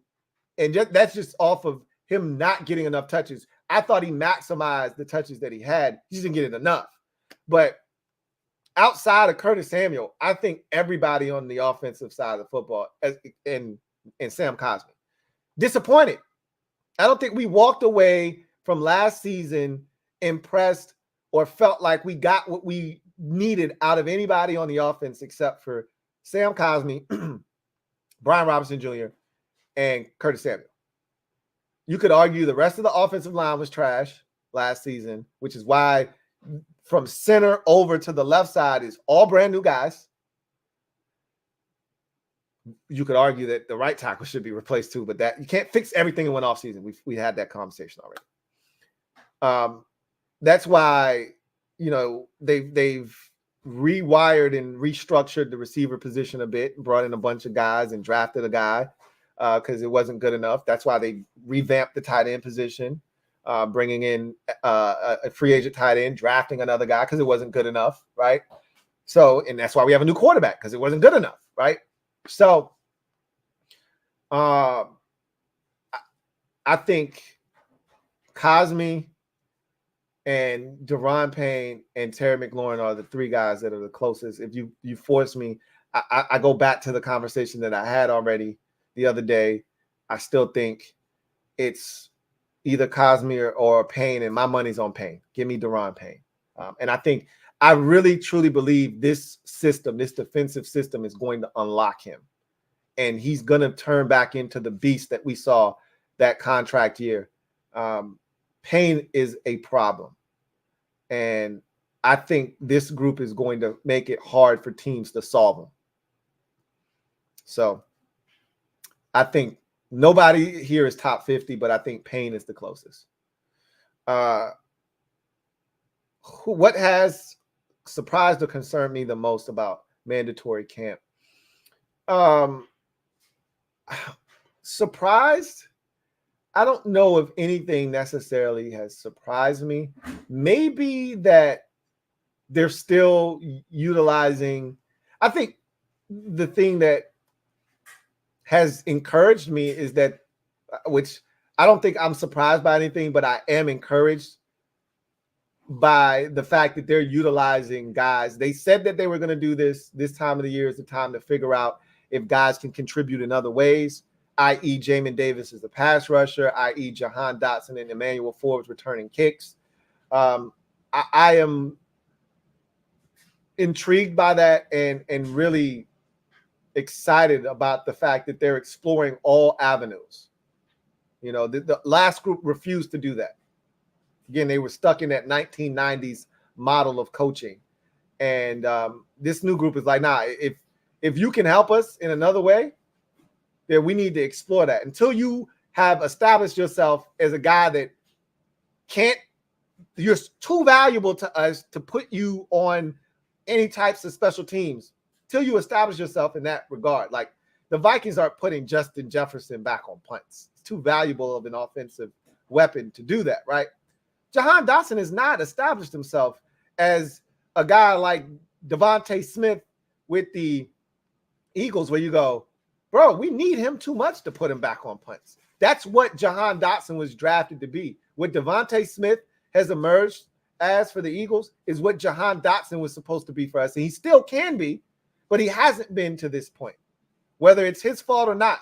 It's a lot of circumstances, again, here in Washington that have stunted the growth of a lot of players, he being one of them. But he's not valuable enough at this point to where he can't be making himself available and useful in another avenue, like punt return, right? So I love that they're doing that. So I wouldn't say surprised as much as I'm intrigued and I'm excited about. Now, what I am concerned about, which a lot of you are, the offensive line. And I'm not happy that Andrew Wiley is starting at right tackle, but, we'll see. Again, you can't fix everything. I've been saying that. I can't be a hypocrite and only use that when it's convenient for me. You can't fix everything. And, Andrew Wiley starting at right tackle is one of those things you just couldn't fix this offseason. It wasn't a great free agency market. You weren't going to spend every single pick on tackles. We weren't in a great position from a tackle standpoint anyway, because you had to take the quarterback at 2. Teams were asking for too much. As we found out, our general manager, Adam Peters, did try to trade back into the first round to get one of the tackles, and teams were just asking for too much. And I don't blame him for not wanting to part ways with some of the draft capital that they were asking for. And so he did what he thought was the right thing to do. The key is to get good football players, not to reach for positions of need. Get the best possible players that you can get, and we'll figure out the rest later. So Andrew Wiley starting at right tackle is not ideal for me, obviously. And then the left side of the offensive line, we'll see. I told you I'm confident in Cornelius Lucas's ability, but have we ever seen him play 17 games, be penciled in as the starter? We've never seen that before. So we don't know what Cornelius Lucas looks like for 17 weeks. We know what he looks like in spot duty for 2 or 3 weeks at a time, 6 or 7 weeks possibly, but not 17.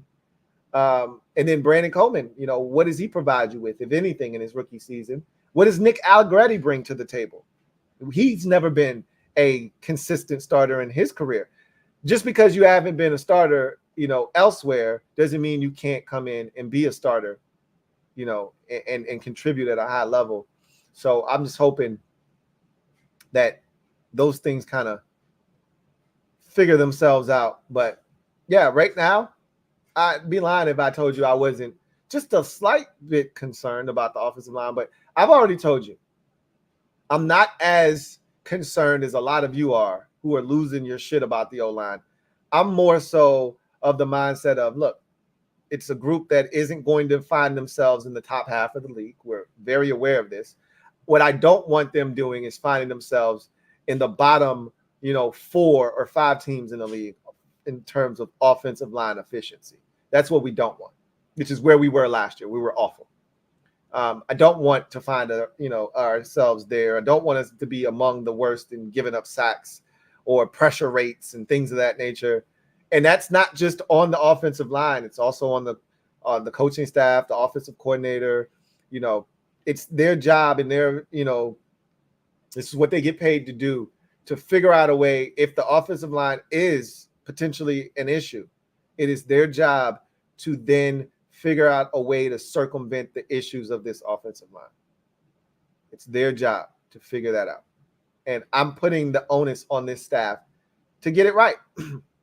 And some of that is going to be using Jayden as a runner and his legs. And Ekler talked about Jayden running in practice and using his legs and called runs and things of that nature. And that's got to be a part of the offense. Not a huge part, but enough of a part that it keeps defenses honest, right?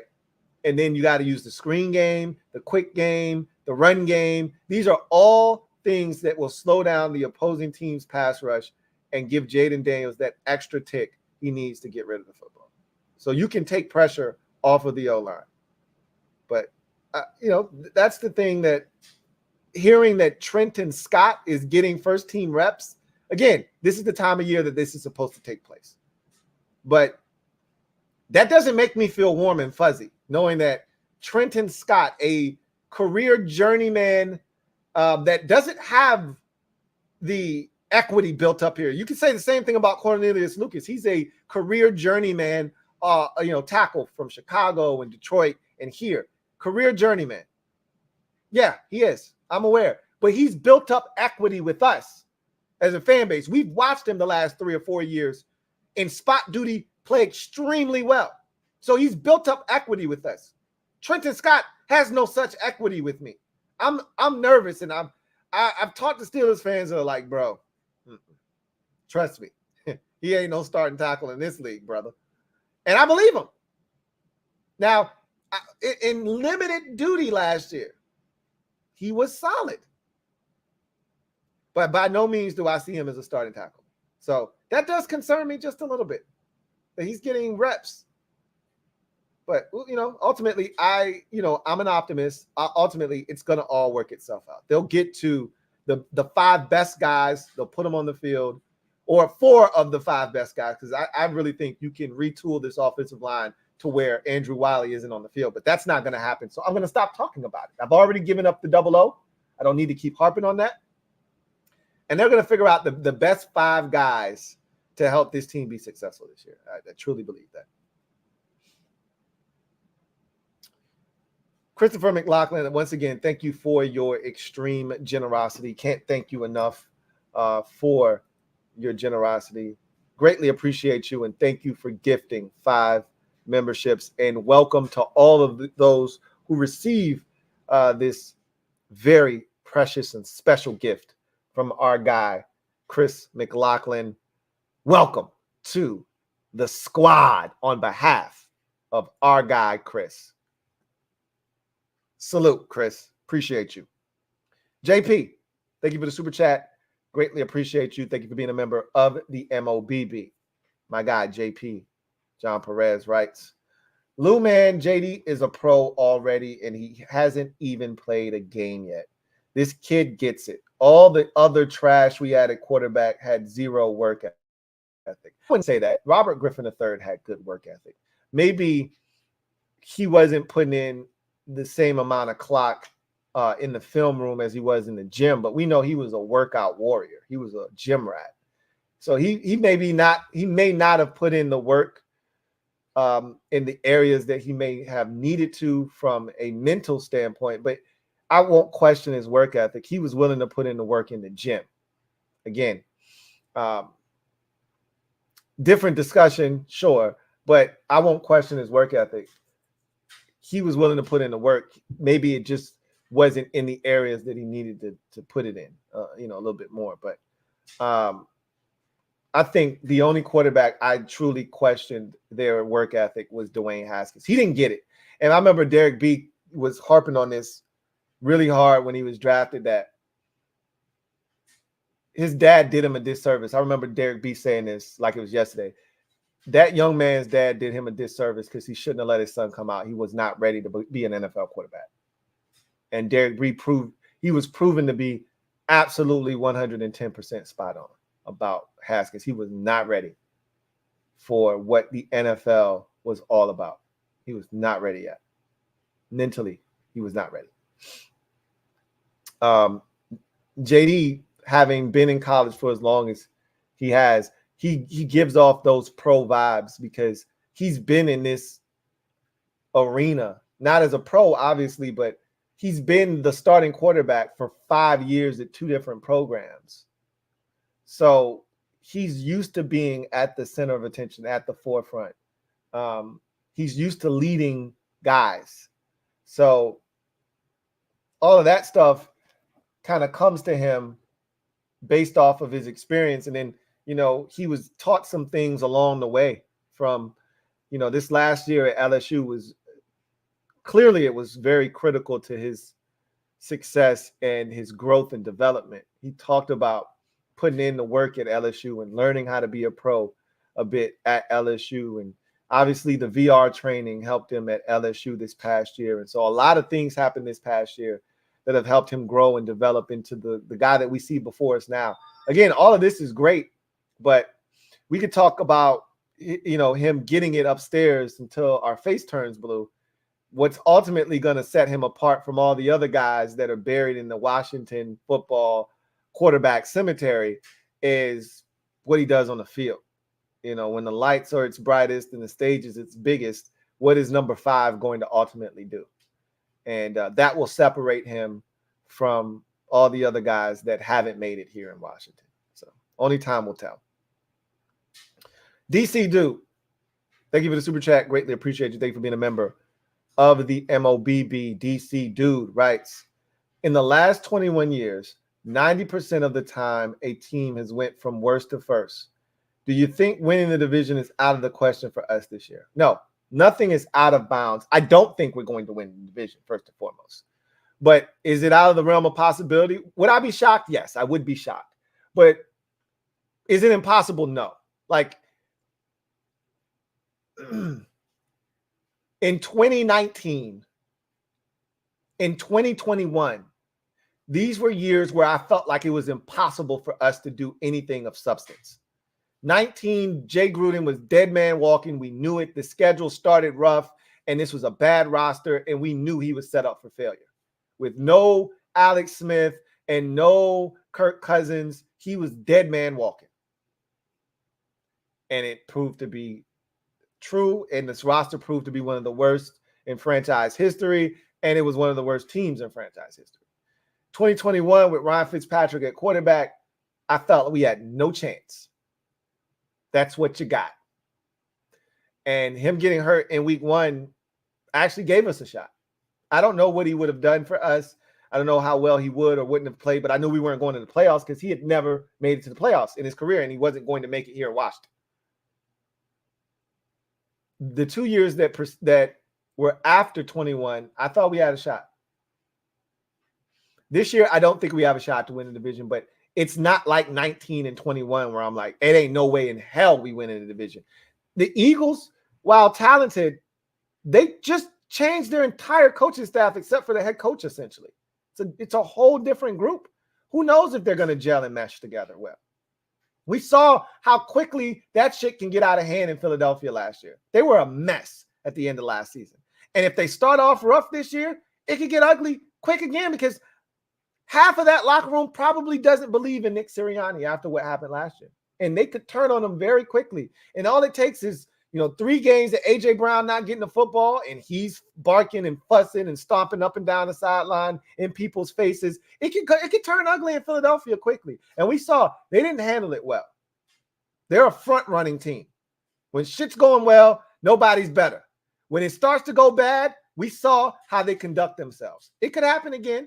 And we know Dallas, the improvements that were made in Dallas were directly tied to that of Dan Quinn.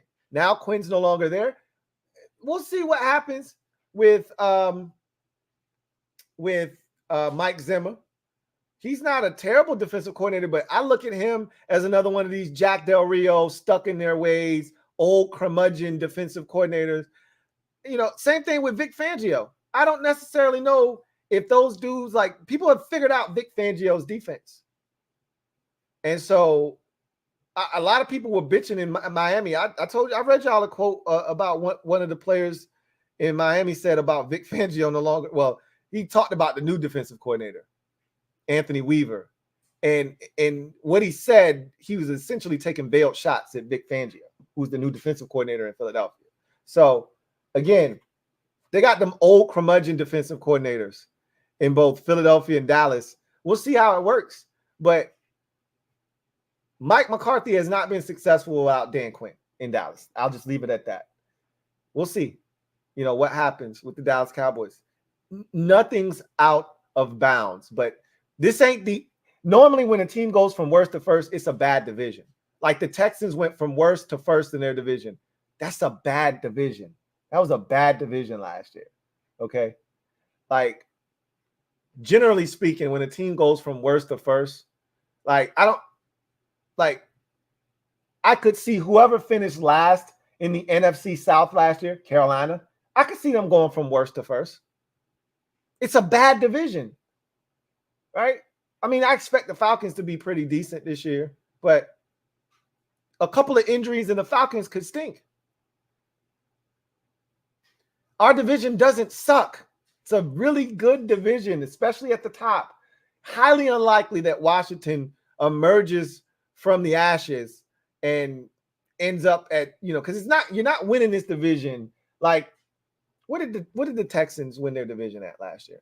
9-8, no more than 10-7, right? Which 10-7 isn't terrible, but to win this division, you got to win 12 or 13 games. You're not winning this division with 9 or 10 wins. This ain't 2020. You want to win this division, you're going to have to post double-digit victories, and it ain't 10. We haven't seen more than 10 victories since 1991.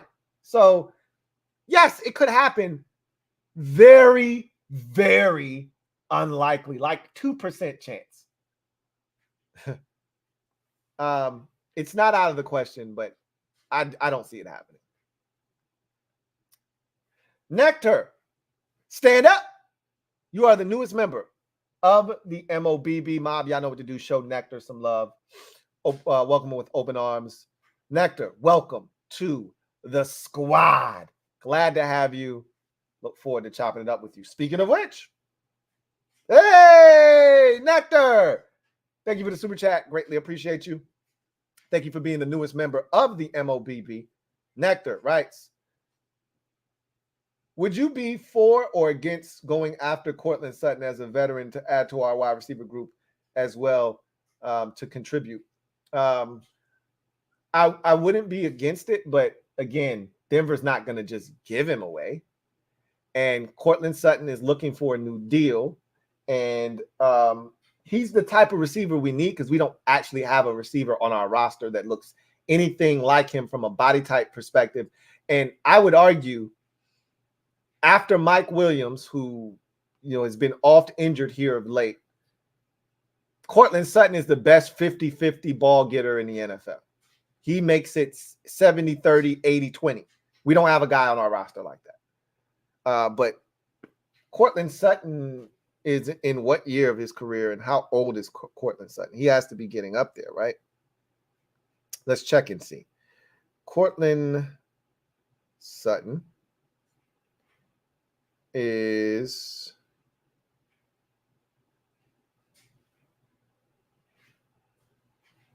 28. He'll be 29 in October. So he's getting up there in age. I mean, he's in that same Terry McLaurin range, age-wise. Don't know if you want to trade for a guy like that. Again, we need to be getting guys that when we start our ascension, like when we're ready to start winning, are ready to win with us. Trading for Courtland Sutton and then having to pay him, because if you trade for him, then you need to pay him. Are you really looking to do that? I don't know if that makes a ton of sense, right? Whereas Brandon Ayuk, that discussion has happened. I'm not opposed to trading for Ayuk. I don't think he's the caliber of receiver that Courtland Sutton is. Now, if you look at the numbers, Ayuk's numbers are better, but he plays in a much friendlier situation in San Francisco, right? Kyle Shanahan is a mastermind, and he's going to get guys open. And I think if you put Courtland Sutton in San Francisco, he would be putting up massive numbers. Or you just put him with a quarterback that's half decent. Same thing with the same discussion we have about Terry McLaurin. He'd be a lot better. That said, Sutton only has 1,000-yard season in his career. But last year, even though the number like 59 catches, 772 yards doesn't blow you away, man had 10 touchdowns, right? Like, that's the thing that he brings to the table. We don't have a guy on our roster currently that has a double-digit touchdown season to their name. Not a single one on our team. Austin Ekeler does, right? But I'm talking about from a receiver standpoint. So I would love a big body receiver like Courtland Sutton, but like I said, Denver's not going to give him away, and you'd have to pay him too. And that it doesn't really make sense to do that for a 28 going on 29-year-old receiver. That's not ours. Terry is 28, about to turn 29, but he's ours. You know what I'm saying? And I would love to add a guy like that, though, of that ilk. But I just, again, I'm not willing to give up what it would cost, and then you have to turn around and pay him too, right? So R5, thank you for the super chat. Greatly appreciate you. R5 writes, my guy Lou, I love the content and appreciate you for what you do. Keep it up, my guy. Can you hit your famous, it's been 40 years. Glad we got one. Okay. 40 years we've been in the wilderness. Boy, I hope this is the one. I don't know if I can continue to make it out in those cold, harsh winters without a quarterback. I don't know if we can keep wandering through this cold, deserted winter, these cold, deserted winter months. I don't know if we can keep doing it, man, without shelter. It's been a long, long time. I don't know how much more we got in us, man. We need one of these things bad. Hopefully we got our guy. JP, thank you for the super chat. Greatly appreciate you. Double up. Thank you for doubling up, my guy, John Perez. Right. Still can't believe Ekler is on our team. You wanted him more than any other fan that I can recollect. You were on the Austin Ekler to Washington train last offseason when he wanted out, and you were adamant we need to do whatever we need to do to get him here. And I was like, JP, nah, bro, that ain't the move, right? That just similar to what I just said about Cortland Sutton. I said about Austin Ekeler last year, like, dude wants to be paid, which is his biggest gripe, which is Cortland Sutton's biggest gripe in Denver is he wants to be paid. He's not sitting out of, mandatories or anything like that, but he's made it publicly known he wants to be paid. He wasn't at the, off-season work initially before the mandatories, but he wants to be paid, and you're going to have to give up something to get him. Unlike Ekler, it wouldn't have cost you a lot to trade for Ekler last year, but who was looking to give up something for a guy that was going to end up being a free agent the following year anyway? Whereas with Cortland Sutton at the receiver position, he probably won't be out on the free agent market next year. If he plays well this year, Denver will probably want him back. But at 29 years old, will they want him back? How will that market kind of shape up for him? Who's to say, right? It's an interesting discussion, but at the end of the day, you wanted Ekler a lot longer than anybody else I can recall as a Washington fan. And you got your man. Now let's see what he does here in Washington. So I digress. That's going to do it for me, your man Louie T, here on this installment of the Command Post Live. You know what it is. Post up. Take command. The goal was to be live tomorrow night. I don't know if I will or not. That it's kind of subject to change. It's up in the air right now. If we get some more people stepping up to the podium, remember tomorrow is the last day, I think, of mandatory minis, I believe. It might be tomorrow. It could be Friday. Either way, I think it's tomorrow. And if we hear from somebody on the way out the door, then I'll probably go live tomorrow night. If we don't hear from anybody tomorrow, then I probably won't be live tomorrow. So it will really be dictated by, is there any news to talk about? Is there anything to discuss? I won't come before you with nothing. But we'll see. The likelihood is I'll find something to talk about. And if I do, we'll be live tomorrow night as well. Anyway, if not, I'll at least be live for a podcast, if nothing else. Worst case scenario. I'll be live in some capacity tomorrow night. But anyway, I digress. That's going to do it for me, your man Louie T, here on the Command Post Live. I look forward to chopping it up with you guys next time. If you haven't already done so, please do me a huge favor. Hit the like button on the way out. Shout out to all the new members. Shout out to all my veteran members of the MOBB, the best squad in all the land. Y'all know what it is. Stand up. We in the building. Shout out to everyone who is registered for the LTN exclusive trip to the Dominican Republic. LTN Lifestyle presents the Dominican Republic edition. We're going to the DR next year, June 26th through the 30th. If you haven't registered, what are you waiting on? The link is in the description of this video. Also, Miss P has been putting it in the chat discussion.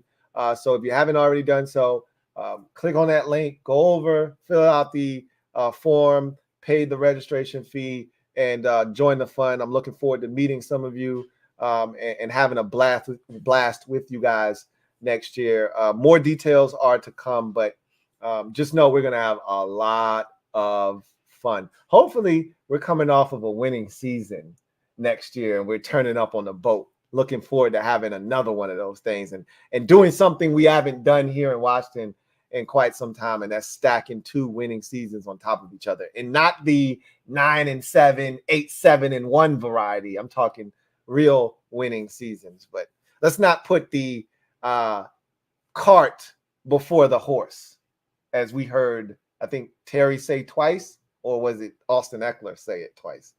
Whoever said it. Let's not do that. All right. Anyway, y'all have a good one. Take care. God bless. Good night.